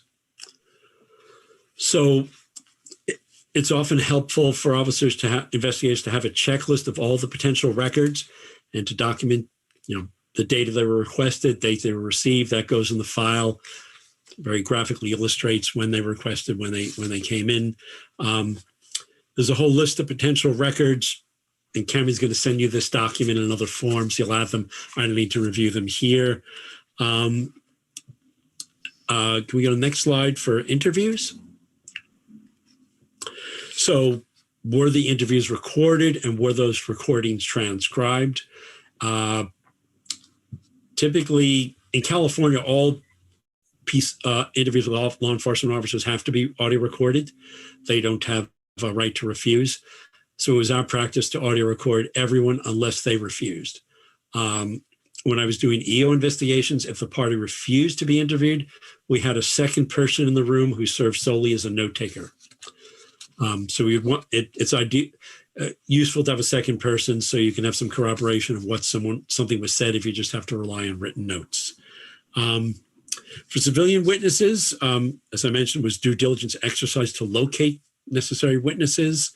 And some of the things that can be checked for that due diligence will be in the document Cami will send you. Was a canvass for witnesses conducted? Was it done in a timely manner? Was it properly documented? Were the interviews thorough? Were they, was a complete narrative elicited with questions asked in a neutral manner with open-ended and clarifying questions? Was all relevant information obtained, and were inconsistencies addressed? For officer interviews, were they conducted in conformance with officers' rights and responsibilities? Were they asked about their training and experience? Were they asked about their understanding of relevant policies and rules? Were there no suggestive or leading questions? Were they asked to describe actions very specifically? And were inconsistencies addressed? And then any questions about that? Go to the next slide. And the report. So was all the relevant evidence summarized? Were all the allegations addressed? Were relevant policies and rules cited? Did the investigator gather all the evidence that was really necessary to reach a finding? Did the investigator make credibility assessments? Was the basis for credibility assessments clearly stated in the report? Were the reasons for the credibility assessments based on evidence, not based on purely subjective factors? I didn't like the way he looked. I don't trust people like X. And again, they're very established credibility factors. Were the credibility assessments consistently applied to civilian witnesses and to officers? Officers should not necessarily be believed more solely because they are officers, but were they credible because of the credibility factors? Were their statements consistent with other evidence, with other witnesses? Were they plausible, etc.? Did the investigator analyze all the evidence and testimony? Did they address and reconcile inconsistencies in the evidence? Did the evidence support the findings? And was the preponderance of the evidence standard of proof applied? I'm assuming that's the standard for your agency, that it's not clear and convincing. Preponderance of evidence means more likely than not. And one of my agency directors described that as you have a scale, it's evenly balanced, and you put a feather on one side. And that's the preponderance. May I ask, is there a policy about this? You just asked if our agency has that particular rule. How would we find that out? Where would that? I didn't see it in the policy regarding internal affairs investigations, but that's something the chief of police of the city attorney should know. It should be memorialized somewhere. Mm-hmm. It is in workplace investigations nationwide, the standard is generally preponderance of the evidence, and investigation of complaints against police officers is a type of workplace investigation. So that should be the appropriate standard. If it's not, then someone should look at that, and the department should explain why they want a higher standard. And Stephanie, I imagine we need to look at the CBA on this as well. Right. Yeah. That's another thing internal affairs investigators can gain from doing administrative investigations. They're used to dealing with proof beyond the reasonable doubt, which was a much higher standard. But the preponderance standard is the standard they will have to use if they go on to be managers, if they go on to be a captain or a chief of this department or another department, which I'm sure some of them aspire to. So they will need to be familiar with that standard and know how to apply it. So that's a skill they're going to gain, and that you can help them gain it.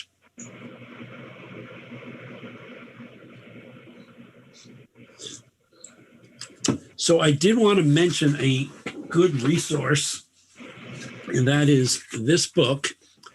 It's called Managing Accountability Systems for Police Conduct by Jeffrey Noble. And in the back, it has appendices with 12 and 14-page outlines for all the questions you can ask a complainant and a police officer. And I'm recommending it because it is affordable as an ebook on a Libris. You can get it from the publisher, $15 for 90 days or $32 to purchase it. And unfortunately, the hard copy is somewhere between $40 and $75. But it has some. Sure, it's Managing Accountability Systems for Police Conduct, and I'll send the information for Cami with the name of the author and the publisher, so she can send that to you as well. But I highly recommend it. It has chapters devoted to the process of investigation, to interviews, to discipline. Going into far greater detail than I did, and probably more eloquently than I did. So, other questions? Yeah, I do have a question. You mentioned if a complainant, and I'm sorry, I'm just blurting other, but if a complainant said at some point in the investigation says, actually, I don't want to proceed, you've said, you should just proceed with it. In the case, it's not uncommon for us to have complaints that are not brought by the individual who was involved, but by someone who maybe captured footage on camera or whatever. I presume the same answer is going to apply if you contact that individual and they say that they don't want an investigation of what happened with them for whatever reason, that one should still proceed? Well, if you have a complainant who is not the victim and the victim of the subject of the police action says, I don't want to proceed, well, then you can still proceed because you have a complainant. Now, I don't know what your MOU says about whether investigation can go forward if the complaint withdraws that. You need to take a look at that. But that's easy because we have no MOU. So it's silent. That's something we're going to be working on, but that's helpful, actually. Yeah. You may encounter resistance from officers about proceeding with an investigation if the complaint withdraws it. So I'm just giving you my personal opinion about the focus of administrative investigations and the benefit I think they give to managers of a police agency and to a commission like yours. But that may not be applicable or feasible in your community.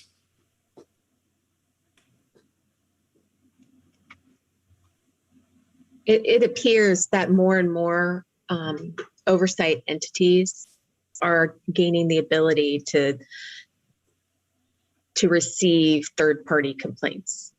That wasn't as common 2 decades ago, but it is more common now than it had been.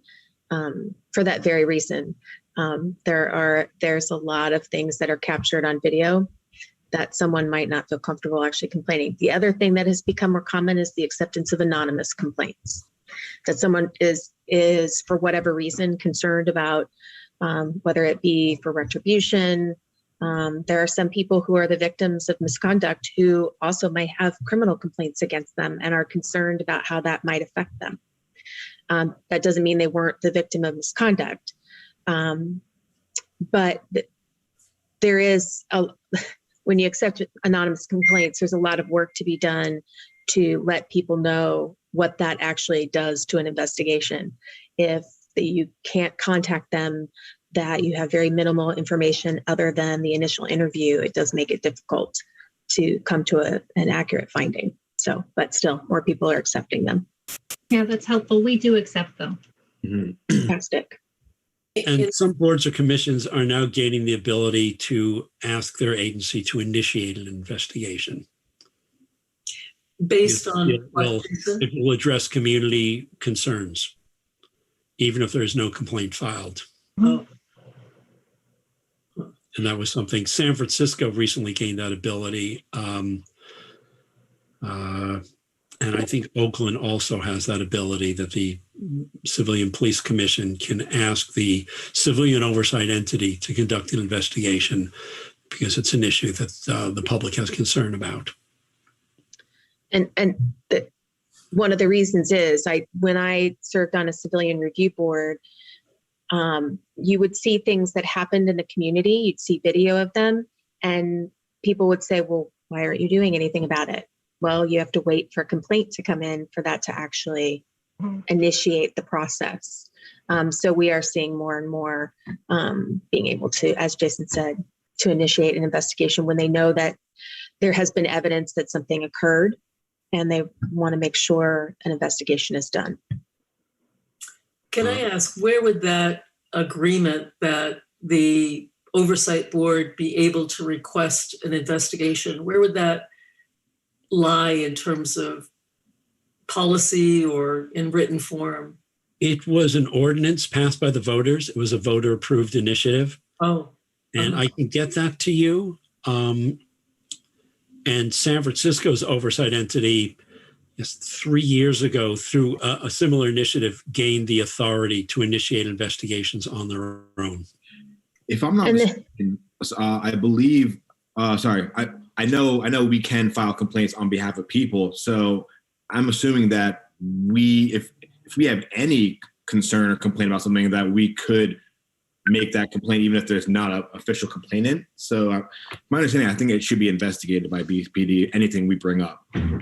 I had the same impression, and I'll have to check our oversight policy on that because it might suggest that, but it could certainly be clearer if it doesn't. Yeah, absolutely. I agree with that. And lawsuits are sometimes referred to as a complaint with a price tag. Someone will file a lawsuit. They will not file an official complaint, but some jurisdictions view lawsuits as a matter that should receive an administrative investigation. It's typically investigated by the city attorney or whoever is going to defend the municipality against that lawsuit. But their focus is what is the validity of this lawsuit and what is our liability here? And it's not necessary, did the officer comply with the rules and what potential remedial action might need to be taken. So that's also something to consider. Can I ask a couple of questions? I'll just put them both out there and, you can respond to them sequentially, however you'd like. So one question would be whether you have any particular advice for a small community like ours in terms of investigations, anything, specific to us. And a second question is, any thoughts or comments on complaints filed by parents of events that occurred to their juvenile child? So just the whole issue around whether the subject here under consideration is a juvenile, are there different issues that come up that we should be aware of? Does your department have a specific policy regarding juveniles? Shannon, do you know that? So far as what? Questioning juveniles outside the presence of their parents or notification to parents when a juvenile is detained or arrested. I can't speak specific, but I can certainly find out for the commission. I do want to say I believe that they do not question juveniles without their parents present, but I can't say for certain. So I would say parents certainly do have a right to file a complaint on behalf of their children. And obviously you would want the parents' consent to interview the juvenile. And so often the parent will want to be present. There's another issue in San Francisco. We did accept complaints from juveniles, and they did not have to obtain their parents' consent. Juveniles in San Francisco often have encounters with police, and we wanted them to know their rights and to understand they could come to us to make a complaint. And I emphasize to everyone, the fact that a complaint is accepted or that an investigation is being conducted is not a judgment about behavior. It's just an investigation. It's a neutral fact-finding process. So it doesn't mean anyone has formed any judgment about the allegations brought forth in a complaint. And regarding the small community, I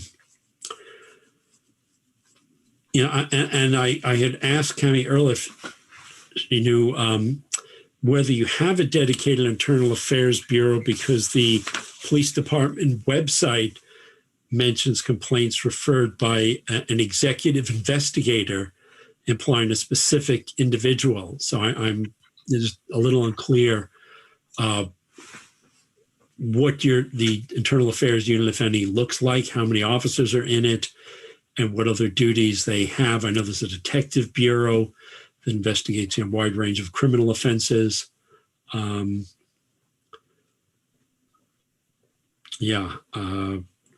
There is statewide training. There's a statewide internal affairs investigation course. I think it's something like $600 and some odd. I assume BPD has sent officers to that, but it largely focuses on the laws applying to internal affairs investigations, maybe somewhat on the techniques. As I've mentioned, interviewing in administrative investigations can be very different than interviewing in criminal cases, particularly dealing with the hurdle of a complainant feeling mistrustful of police, and they're talking to an officer who may have a badge and a gun on their belt. The officer needs to make some extra efforts to diffuse apprehension and concern and establish rapport and make that person feel comfortable. And officers can be perfectly capable of that. But it may be a little different than what they may be accustomed to. Particularly when you're listening to someone who may have a lot of negative emotion about the police.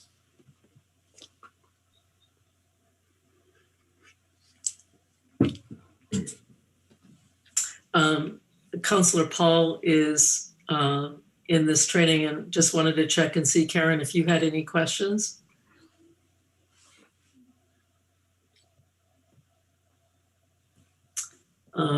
Well, if you do, just feel free to unmute. I don't want to take it up anybody else's time if others want to ask questions. But I just, like, for example, the last example that you gave, Jason, with regard to the demeanor of the investigator and so forth, again, I think our challenge is, as a review entity, I'm not sure how we assess certain things, such as that, for example. Right.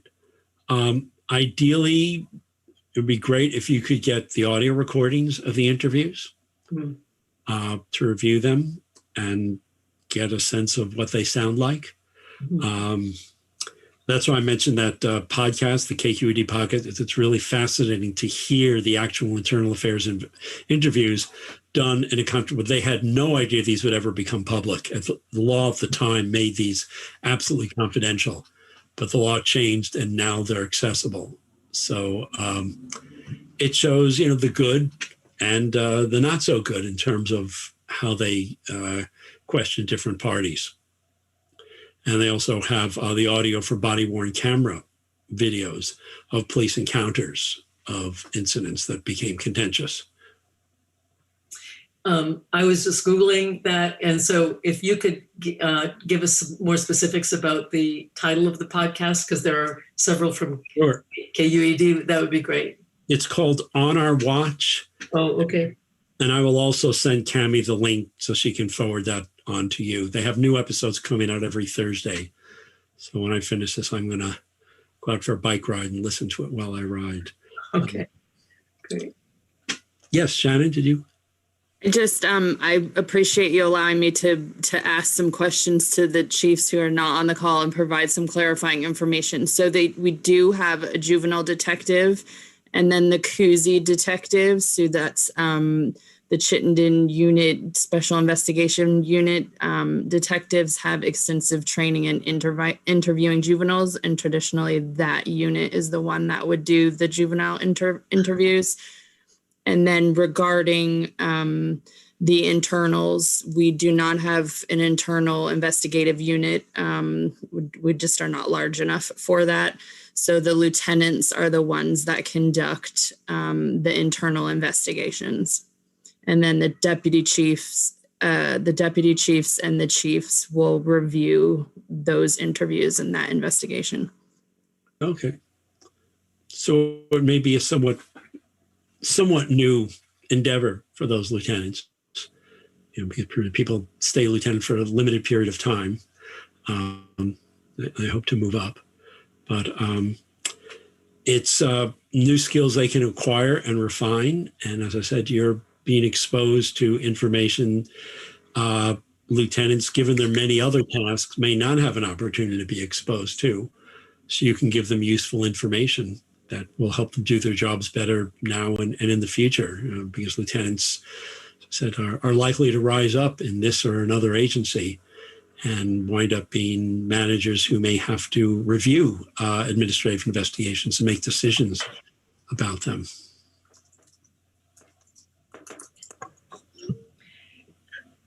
So does anyone, go ahead, Stephanie.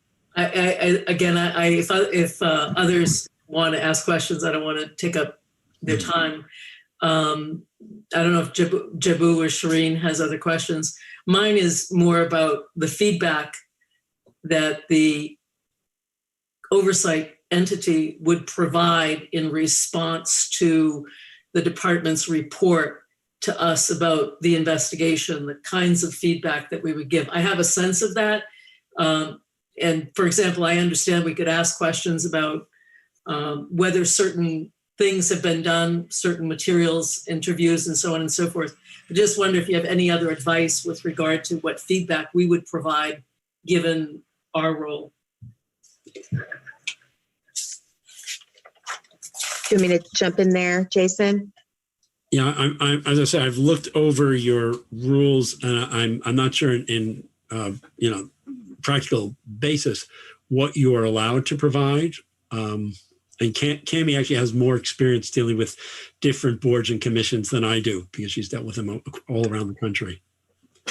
So since what governs you now is fairly broad and in some cases vague, I know that we talked previously about MOUs, and a lot of that original conversation, I think, kind of centered around the exchange of information. And I think that you can look at that as a way to not only what information can you get, but it also can be what information you'd like to, what is the two-way street that you'd like to create, and then and kind of solidify a process.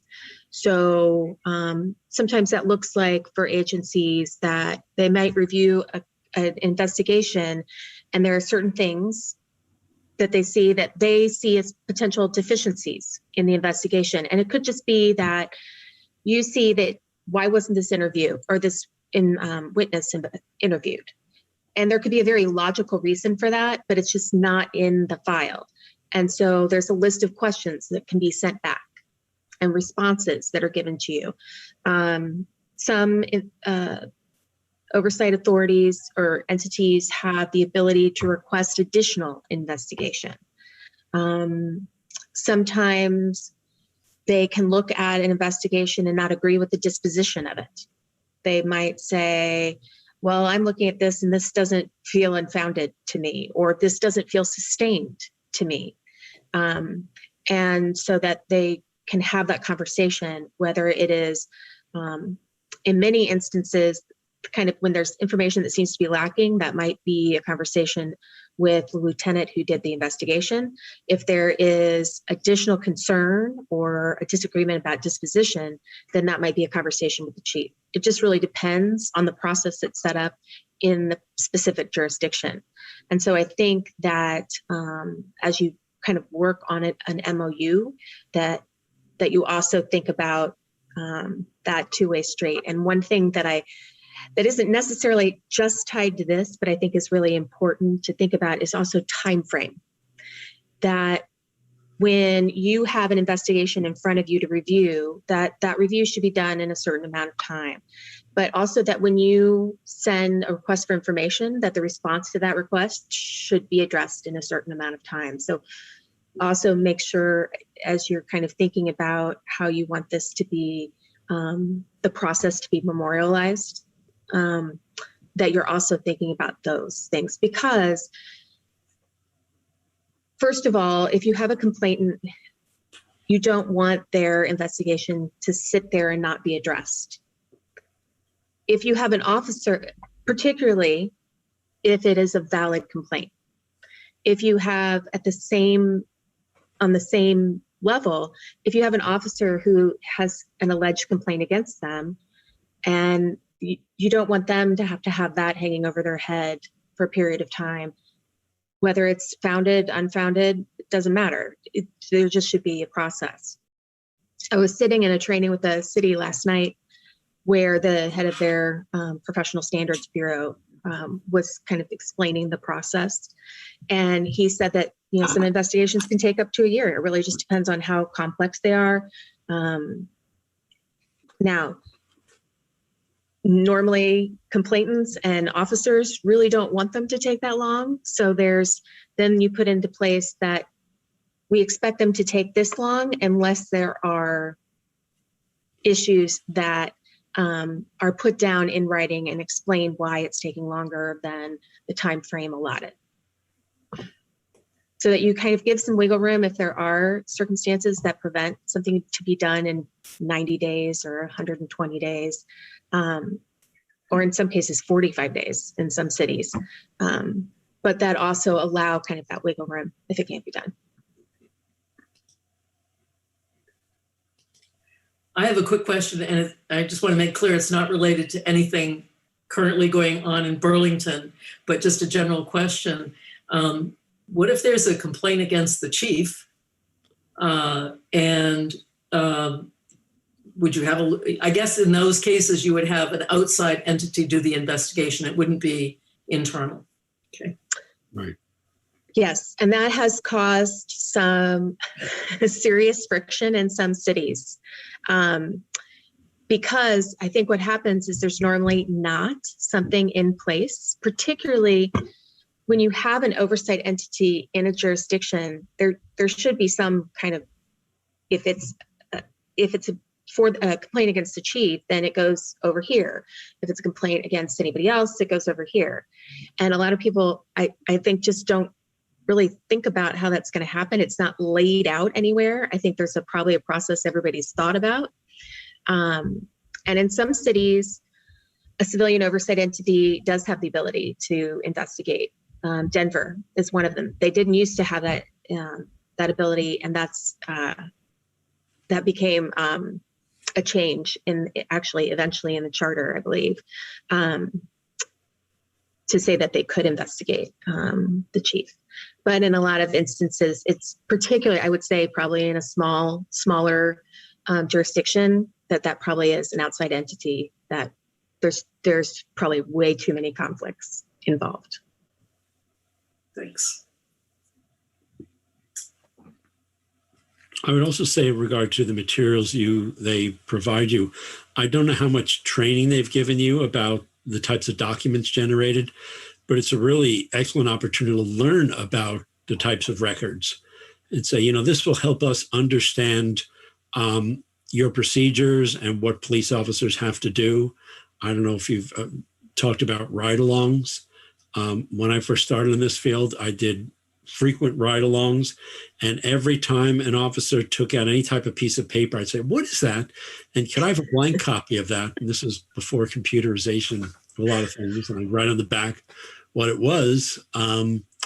And in my old agency, we actually had a loose leaf binder of all the forms. So you would know, you could look up which one was, what it was called, get a sense of what it did. So the Document Academy is going to send you list different types of forms. Some may be applicable to BPD, but some may not. BPD may have some forms that aren't on there because they're specific to its procedures. But it's good to know what's there and, give an idea of what should be in the file. Jason, I snickered because I just had this picture of the officer saying, "Oh, here's Jason," the investigator getting in the car with me on the ride along. Actually, it went very well because the agency had been established, and I actually asked to speak to the lineup at the start of the shift and say, "Look, you may not be happy that we're here, but we are here, and I want to do my job as well as I can. I haven't been a police officer, but I'm here to learn as much as I can within the bounds of safety by experiencing what you experience. I'm not here to catch anyone doing anything or judge anyone." And that impressed them, that at least I was really open. I said, "Please help me understand the challenges you face." And police officers given the opportunity will like to talk about what they encounter. And that went a long way towards gaining some credibility. As you said, before you get in the car, you're the big bad wolf. But once you sit with them and talk with them for a while and say, "Oh, I didn't know that, and I really appreciate you telling me that or showing me how that works," they humanize you. You become humanized, and they show you're interested and you want to do the job professionally, and you can gain a lot from that. So.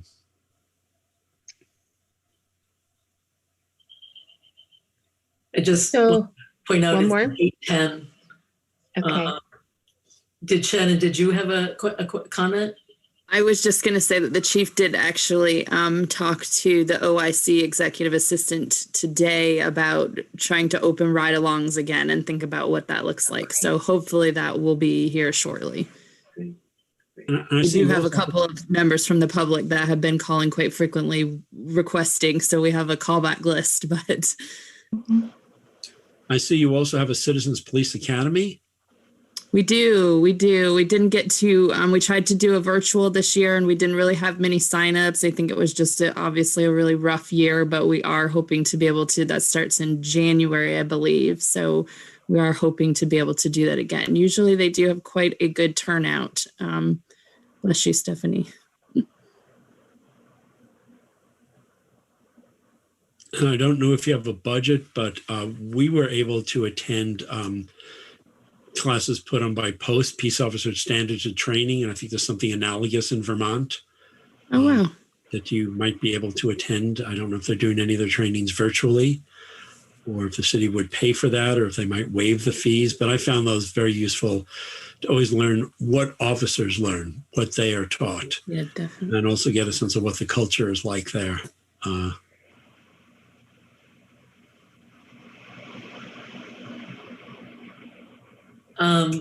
I think we probably should wrap this up. We're a little bit over and don't want to impose too much on Jason and Cami.